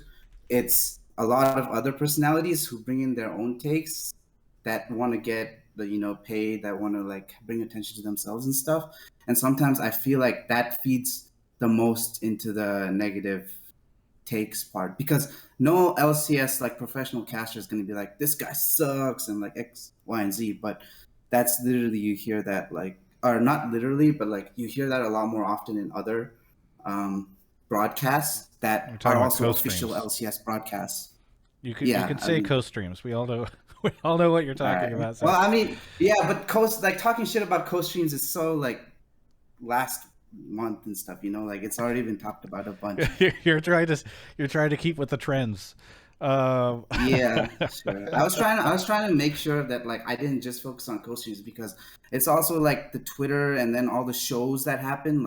Hotline League is one show, but then you have some Insight, you have Crackdown, you have Face Check, all these other shows that make money off of the product LCS, and sometimes they make money off of it just through a very negative lens, which kind of just builds upon itself. Gotcha. So it's not just co-streams. So you just like to see community figures be more positive or less, I guess, toxic or critical? Well, I just wish they would have a more mature lens with which they see players in the game, in terms of not a rookie in their first year isn't going to do good. So you flaming that rookie is literally like you should be saying, yeah, I'd make the same mistake when I was in my first year. I feel like that should be the perspective you share instead of, oh my God, X person is doing so bad, or oh my God, X person is messing this up so No, I think that's terribly. fair. I mean, I'm comfortable calling him out because, or not calling him out. I'm comfortable mentioning him because we're such good pals. But like Peter is very, very, very critical. Not Peter Dunn, Peter Pang of certain players on the co-stream who are rookies. And so yeah, I mean, I think for me, I wish he gave them more leeway whenever he was talking about them instead of saying like, I don't know, paraphrasing, but like I can't believe they're in the league or something like that, because I do think it helps perpetuate some of the frustrations that people are having with players who are still figuring their stuff out. All right, Zex, thanks so much for the call. Is there anything you want to shout out before we go on to our next caller? Yeah, I want to give a shout out to there was this take that Peter Dunn made in one of your interviews, which was about thinking of NA talent and the NA development pipeline as a 2 to 3 year goal, sort of like what happened with Rogue and Mad Lions in Europe, and like really like investing long term in that.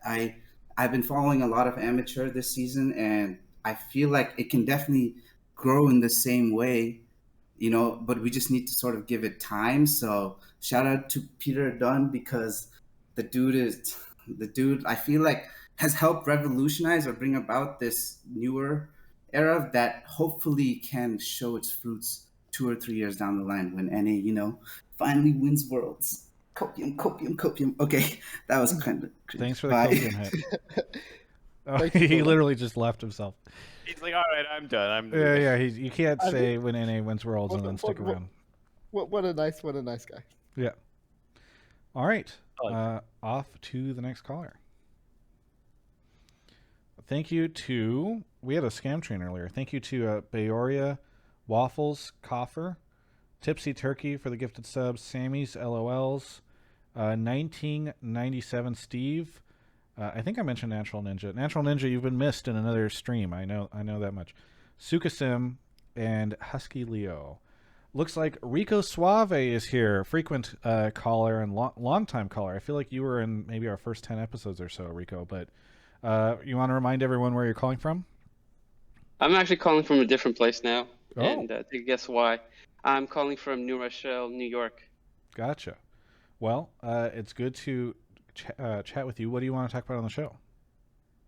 I want to talk about how TL is going to 3-1 TSM. TL's going to 3-1 TSM. Ooh. Oh, boy. Yep. All right. That Well, I'm TSM excited to big hear you call. and Mark face off, because I know he disagrees with this. But why do you think that they're going to 3-1 TSM? Well, as you can see, the most obvious answer to that is what TL did to C9, as well as everybody keeps highlighting on TSM is number one strength, which is Spica, could also be TSM's weakness. If Spica doesn't become that driving force that TSM normally becomes during the early to mid game with his ganks, TSM will collapse. And I say that because TSM bot lanes normally, consistent. They try to play safe as much as possible and play super well during mid, late, in team fights. Everybody keeps giving, well, they're not giving Jiizuke that coin flip player title anymore. I think it should mostly be Huni. If Huni gets tilted off the face of the earth, he will literally find it very ill. You rarely see him recover from being tilted. And Poe is only good whenever his team is doing good. And if he doesn't get that help that he normally gets from Speak Up, then he's going to fall apart as well. And as you can see, like everybody in TL right now have stepped up the game. The people that have been getting the most criticism has been Jensen, and he has proven to all the haters that he's not that mid-tier mid laner that everybody expect him to be. So it sounds like you feel as though TSM really relies too much on Spica, and like that will be their undoing because perhaps TL can exploit that. Exactly. Okay, gotcha. All right. Before I go, since I've already given my take on the dive, I want to hear what Peter has to say. about because throwing me under the bus like that. Mark. yeah, of course you're not on this side of the bracket. You're fine. You can say who you think's gonna win and why. TSM are always a very, very well prepped team. That's what I will say in their defense. But I will say two things. Number one, when you pull something that they're not expecting, they sometimes struggle to adapt. For instance, we used contracts against TSM twice this season, right? And they played against contracts as if they were playing against Svenska. So they need to sub in Armeo, is what you're telling. I mean, that's the no, keep Santorin because they have very little tape on Santorin from Summer Split, right? True. So I will say that if you want to beat TSM, you have to overcome their prep advantage because they're always a really, really well prepped team. They always have like good strategies prepared, good preemptive ways to counter you and that kind of thing. And I don't think it's unwinnable for TL. I think TSM should be the favorites, rightfully so. I think TSM have played better over the course of the year, with the one exception being in towards the end of Spring Split. But the TL that you saw in regular season, the TL that played against Cloud9 is not the same TL that you saw in regular season. So it'll be really interesting to see what they pull out against TSM, and I think the series is actually a lot closer than people thought, just as I thought the Cloud9 series was closer than people thought as well. Because, look, TL went 0-5 against Cloud9 this year, and if you've gone 0-5 against Cloud9, you know how to lose to Cloud9, right? I think they're also... Are they 0-5 against TSM or 1-4 I think they're TSM? 0-5 against TSM, I'm pretty sure. They're 0-5 against TSM in regular season, but they 3-1 them twice in spring playoffs. Right. Okay. But I mean, if you've lost to TSM that much, you know how to lose to them, right? So if you know how to lose to them, then you can work out what doesn't work, and that gives you an advantage. So now you know how to beat them. In theory, you just don't do the things that made you lose. I feel like TSM fans are not going to be happy with that answer of And- like, oh, and the winning why team go, will... we did this to win. Why don't we do the thing that won us those games? Why can't? Yeah. Because if you're the winning team and you've had a strategy that makes things that has been working, right? You don't have an emphasis on changing, right? Because you think you have. Yeah, because you have a team that you have like a set formula for how you beat a certain team. So this, in a sense, gives TL an advantage because they have the opportunity to show something new first. Counterpoint, I think TSM Peter. are the favorites, but I don't think it's doomed for TL because they can show something that maybe TL the TSM are not prepped for. And I think that TSM, of all the orgs in LCS, their back... I've said this before for your first quarter, right? Their backroom staff are really, really good and really, really good at prepping. Like, the reason Speaker is good is not just because Speaker is good, it's because his prep that he has coming into the games, like how he adjusts his game plan based on the junglers he's playing against, is really, really good. And sure, maybe Speaker is staying up till 4 a.m. every morning watching the enemy junglers pro view, but I suspect that there are people in TSM who are providing him with that additional info and that additional feedback. And that's what makes him such a good jungler. And that's a disadvantage that TL have to overcome. Right? Counterpoint, That's Peter. If you are 5-0 against a team, you know how to beat that team. Yeah, but they're not going to show up playing the same way that they played every single time. Like, I mean, if you're 0-5 against a team and you're against them in playoffs, like, you're not going to keep playing your old style against that team and just wait to get smashed again, right? Yeah. If in theory. So maybe you have a psychological disadvantage, but I don't think TL have that because they won in playoffs in Spring Split. But they know how to lose to TSM. Nobody knows how to lose to TSM in LCS better than TL. So they just have to learn from that information how to beat TSM by not doing the things that makes them lose. So even despite the match that they had against C9, you were this past weekend, you still, because you were the one that were like, wow, that TL was not the same. You're still predicting TSM. It sounds like almost entirely based off of just Gun to your head. Give us a serious prediction. Can I see the first game? No. I can't see the. Like, I can tell you to see the first game too. I mean, like, I promise that by 10 minutes into the first game, I can tell you who's going to win the series. Before the series, I have to say TSM, right? But by I promise okay, not even 10 minutes. By 8 minutes into game 1, I promise you I can tell you who's going to be able to win. You remind me of the joke that's on the Sneaky Meteos Peter co-stream where whenever the Nexus is about to go, Meteos always goes, "Oh, you know what? I think it's time. I think we can safely say I'm going to predict TSM's going to win this game." You know, he just it's always their thing. Okay. Are TSM about to destroy the Nexus, or are the TSM's yes. about? He will Okay. always predict right moments before what some team is going to. So, as long as you tweet out, I'm gonna check your Twitter 8 minutes into the game against TSMTL. I'm predicting 3-1, but I predict the side 8 minutes into game 1. Okay. Yeah, you have flip-flopping rights until 8 minutes into the game. Yeah, but I predict TSM in advance because TL have to show that, right? Sure. Mark. So this matches a little bit with actually what I was saying on the dive, and I'd be curious to get your take on it because I was saying that TL felt like they had like a pretty clear game plan that was a flip from how they approached C9 at the end of the regular season, where they had Jace, Ezreal, Azir, and it's just like this kind of do nothing comp, and then they play really different. It sounded like they were intentionally targeting perks based off some of their interview stuff too. And I was saying that I don't know if that same game plan necessarily works as well against PoE and TSM, because while PoE, if you just look statistically, doesn't have great laning stats, a lot of that is, in my opinion, matchup choices that they take, and it's a lot of control mages, it's a lot of not lane dominant champions in order to scale and be more effective, and he's not super proactive in the early game. And whereas Perks had 21 deaths pre-15, it was most in the league. PoE's at 10, and Perks had high 4% and high CSD because he was playing aggressively, whereas PoE's not really often trying to actually win the lane.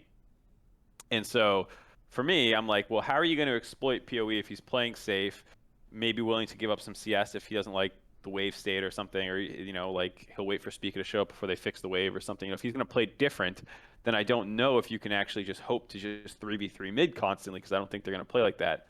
And so I think this pairs very well actually with what you're saying about TSM's prep. They probably watched this TL series that just happened. This is one of the advantages of having the bye.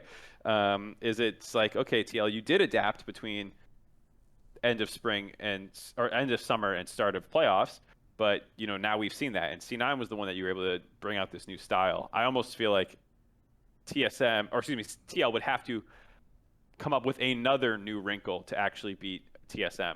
Because I feel like if they just play this like double melee, much more aggressive style, I think TSM will be able to prep and then counter it and go more for their slower outplay or outscaling style.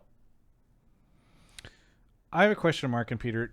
When you look at the talent on TL and you look at the talent on TSM, which one? I know that obviously it's broader than this, but which one do you think has the higher ceiling? TL. Peter? Probably TL. That's what's interesting to me is it feels like TL are going to what's the term where you start, I don't know, peaking or something like that. Like, I think what I am curious to see is how much TL is able to improve every week, because it felt like from week 9, like from week 8 to week 9 when they got Santorin, and obviously that was a huge jump.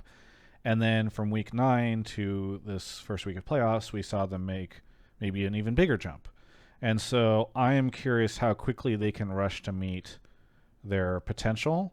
Now, obviously, Peter mentioned, like, TL kind of has, well, especially on the head coach position, like, generally new people. So I don't know. Perhaps it will just be a coaching staff diff.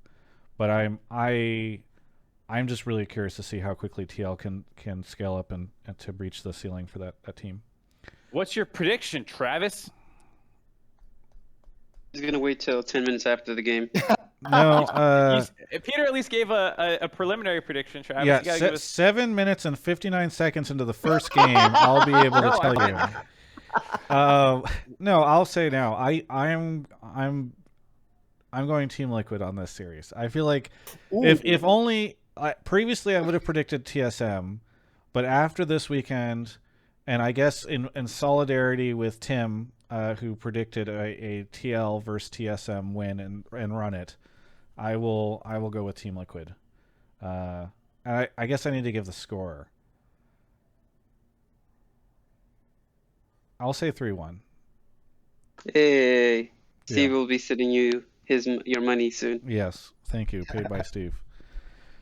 Oh boy, here comes all the TSM fans into my. I'm surprised, man. I had such a good thing going with the TSM subreddit, and now I'm just throwing. People that are all away. really vibing TL that hard after they beat a C9 that was barely 500 in summer.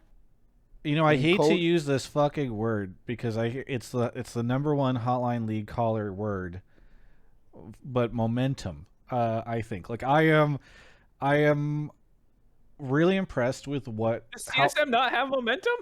I guess I certainly feels like there's more coming from Team Liquid. Like if you're looking at the fucking charts with the lines up and to the right, Team Liquid making TSM didn't huge. play this weekend. Of course they can't have momentum from this weekend. I'm counterpoint to- talking about just in terms of like in the past 2 weeks we've seen TL like make giant leaps and bounds, and that's why I'm interested, or that's why I'm interested to see if they can keep that up between first week playoffs, second week playoffs. Counterpoint to you, Travis. If momentum is so important, should TSM have trolled the final game of the season against Dignitas instead of just smashing them? No, because I think that's when you're tanking yourself. If it was Yeah. it's the final game of the season, then you're losing momentum. You're going down. Yeah. So maybe they should have just tried harder, and the enemy team sends 5 people mid to dance, and then you just kill them all, and then you smash them. And then... Yes, that's true. I think It's- similarly, momentum. Peter Dunn, if going 0-5 against a team teaches you how to lose, shouldn't EG have just thrown every single game of the series to ensure that they know how to beat all the teams in playoffs? I mean, maybe we thought we were going to play Immortals and Dignitas in playoffs, right? So we lost all those games against Dignitas, and then we lost. Ah, I see. There I you go. see. Okay, very good. I do like this losers improvement that's Yes. coming out here. Yes. All right, Rico, I'm in your camp, even if Peter and Mark are not. Anything you want to say before we take a quick break? A few shout outs. Shout out to Alienware, Game Fuel, Space Talk. Was it Talkspace. You almost had it. Talkspace? Yes, Talkspace. And a little shameless plug to everybody who loves League. Throwing a little podcast out there called the Crossover Podcast, hosted by my friend David and Paul. They talk about all the other regions, kind of similar to Rift Reaction. And shout out to Rift Reactions. Thank you guys. Thank you, Rico. We'll catch you Better next time. podcast for you guys than Riff Reactions. Yes. Anyway, we'll catch you later, Rico. Have a good one. Thanks for the call. Peace. All right. Our final sponsor, shout out of the night, is to Mountain Dew Game Fuel. Thank you so much to Game Fuel for sponsoring so much of what we do here, the Hotline League episodes every week. I was really hoping that we could do a live Hotline League in Newark, and then make sure that everybody who gets there would be able to try Game Fuel if they hadn't before, because we were going to be able to give a ton out to people, but unfortunately not. So if you can all do me a favor and make my dream come true, my dream of having all those people in Newark trying Game Fuel, maybe you could help me make that dream happen right now by going to gamefuel.com/Travis. I'll put the link in the chat. There's also one in the description of the YouTube video if you are looking at there. Use code Travis to check out and save 5%, and give it a try, because it's as you heard earlier, I don't have hard evidence of this. So the person could have been misleading people, but he said he went from silver to diamond by I think trying he said from bronze. from bronze. Oh my gosh, This man making giant leaps and bounds because of Game Fuel. So thank you so much to Game Fuel for sponsoring. I cannot say that will happen. I think legally that you will go from bronze to diamond, but at least according to one account, which we haven't been able to verify, it has happened previously. So thank you so much to Game Fuel for sponsoring the show. Use code Travis at checkout to save 5%. We love Game Fuel, and they are fantastic sponsor. And we can go on to our final call of the night. Mark is off to grab them. Thank you to AOH, Jaffe, and Blue Jay for these subs. Blue Jay at 28 months. Thank you, Blue Jay. Good to see you. Good to hear from you.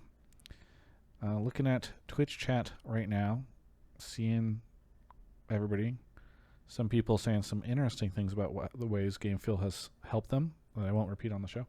Zezus is here. Zezus. Is it Zezus? Zezus? How do you say it? Zezus. Zezus. Yeah. Where are you calling from? I'm calling from Tallahassee, Florida. Tallahassee. I've been there Yeah. before. Yeah, unfortunately, MSI was the year before I started playing. I started playing in 2016, so I didn't get to go to MSI that year. And fun fact, I also went in 2017, I believe, because Yahoo, we did Yahoo Rivals. Mark remembers that. I think he helped us out with that, where we were collegiate schools facing off against each other at Yahoo. And I went back to Tallahassee, a place. After I went the first time, I did not plan on going back a second, but wonderful. Most people city. don't come back to Tallahassee. So. Well, what do you want to talk about on the show? So I was pulled to come on here to fight Peter Dunn about the EG 100 Thieves game that's coming up this weekend. My take was that 100 Thieves is going to come out well rested after their strategic roster swap in week 9.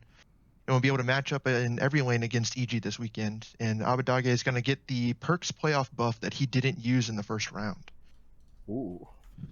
So I feel like for the most part, I feel like 100 Thieves did kind of start slacking towards the end of the season. But I feel like they made enough essentially goodwill to kind of warrant them obviously staying in the top 3. But I feel like if they kind of get back to their form that they had beginning to split, and most of the roles at least be an even matchup, and I think it'll be close between the two teams. All right. What secret strategy are they going to use to win? I don't know, something that's not Yasuo or Kindred mid, but I'm not really sure about that one.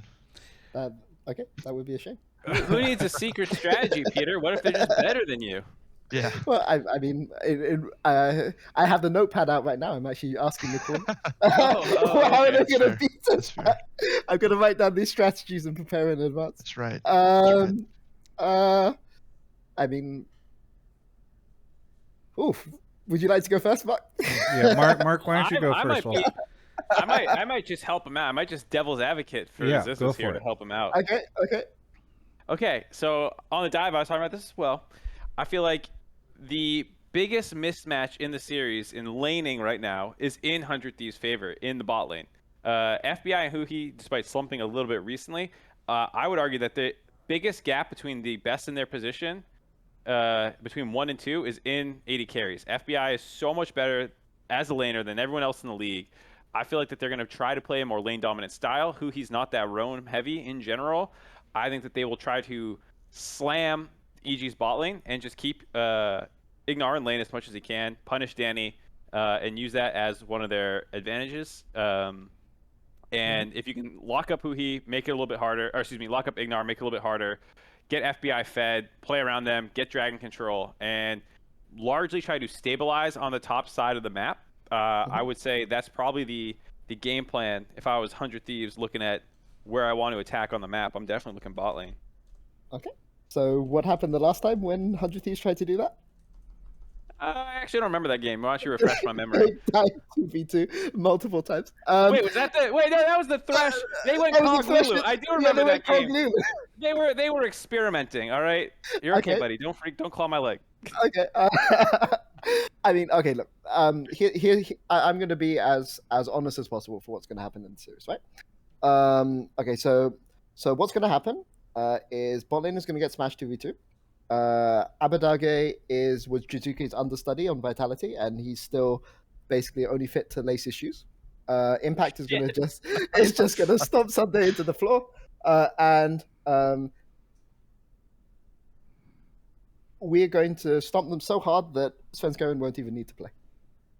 We won't even need to use our trump card. It's just going to be 3-0. Every single game is going to end in 25 minutes. And if any game lasts over 35 minutes, maybe we need to find our place. Mark, do you think that Peter is saying that right now so that he can make people think that he's starting contracts but then actually starts Svenskeren? That was he wove that one in there to be like, oops, did I just slip up and give you my starting jungler? I fully expect Svenskeren to start now. Yeah, or maybe it's double reverse psychology. Who can say? Who can say? Dude, I just imagine like Empire and people on the back end of this messaging him being like, dude, leak that we're starting contracts. It'd be so crazy, dude. We'll just fuck with him. So I'll say on the dive, I did predict EG. I'm pretty sure. I asked Santorin. I don't know if you saw this. I asked Santorin at the end of their series, after they won on the desk, who he thought was going to win. I think he said it was EG favorite as well, but he said you guys are coin flips. And he said that. I asked him, he said 3-2 prediction. I said, is it actually 3-2, or is it you just think that you don't know who's going to win, really, and that this is, the safe bet, when in reality it'll be a 3-1 if EG's on or not? And he kind of agreed with that. So, yeah. You guys going to go coin flip against 100 Thieves? Well, I mean, there's a problem, right? Which is that I promised to do, a stupid rap thing if we were in winners final, so maybe my players want to stop me doing that to, avoid embarrassing myself. So maybe then we'll lose because of that. But going to try and defend you from embarrassing yourself. I would think you just gave him the motivation to win. I'm pretty sure that was the intent. Maybe.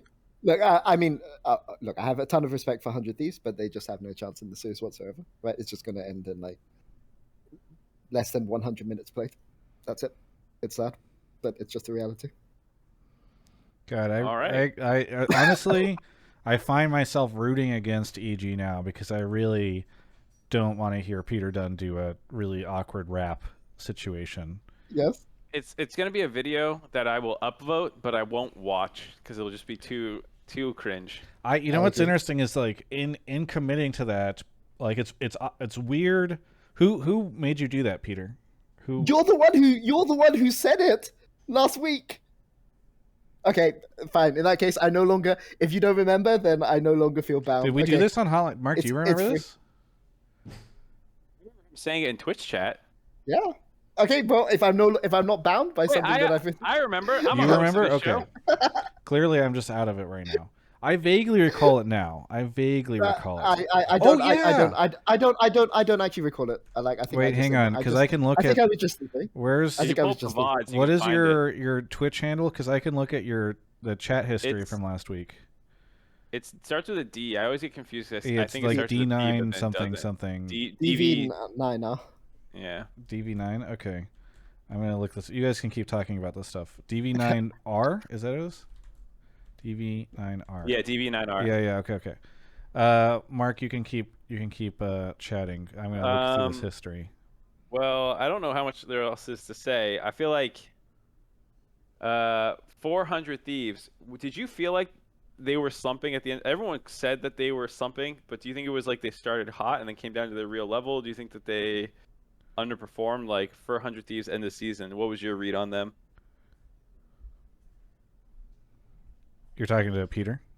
I was talking to Peter, not you. So they're I think that they were hiding strats, and I think that they know that if you lose the teams in regular season, then they'll get too overconfident against you in playoffs. So that was their strategy. Yeah. And now everyone thinks they're bad, so that puts pressure on any team they're against. Because it's you can't even beat 100 Thieves.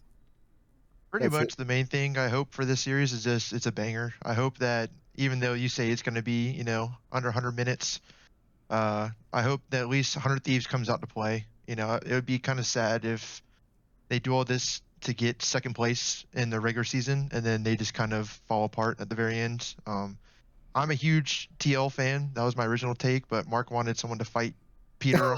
So I took the bullet here. Oh, really? Did he coerce you into this?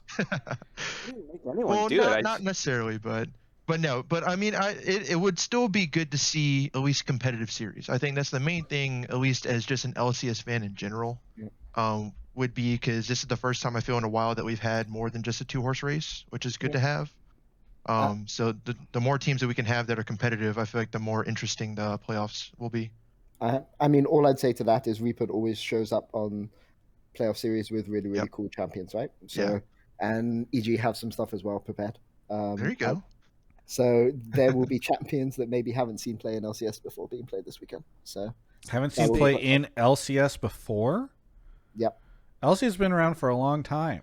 I know. He means this year or this. No, I mean there may be champions that haven't been played in LCS before being played. What are you gonna do? Lock in action somehow?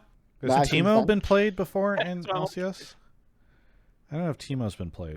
Okay, Teemo's been played. Okay, Yeah. I wouldn't give any more. Maybe not in that position. Teemo mid has only been played mid. It hasn't been played top. I see. Okay. It was not a stage caller. Peter DM'd me and said, if you want to pull any super anti-EG callers, that's fine. I like talking to those guys. Unfortunately, EG's been too convincing towards the second half of the split, so there was no one in here talking shit. So I said, yeah, I couldn't really find any.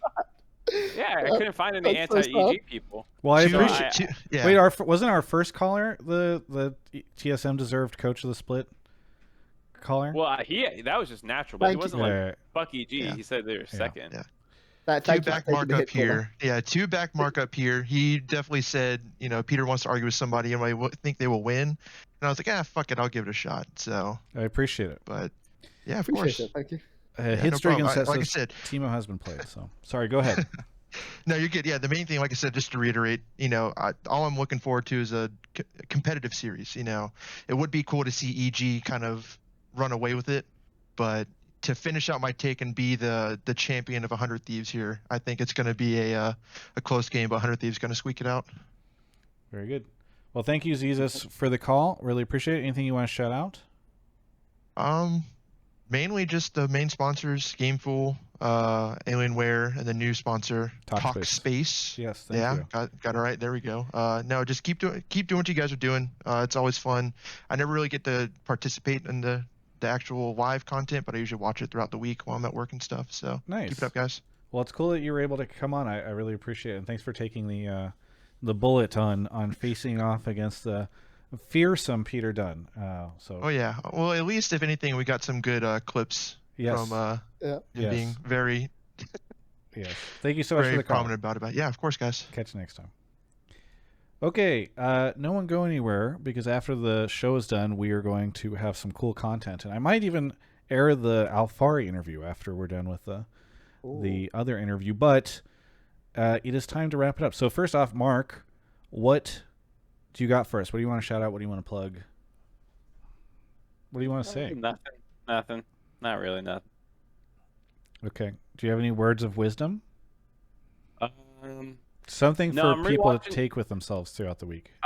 So there's a new show. It's called Space Talk, and it's about.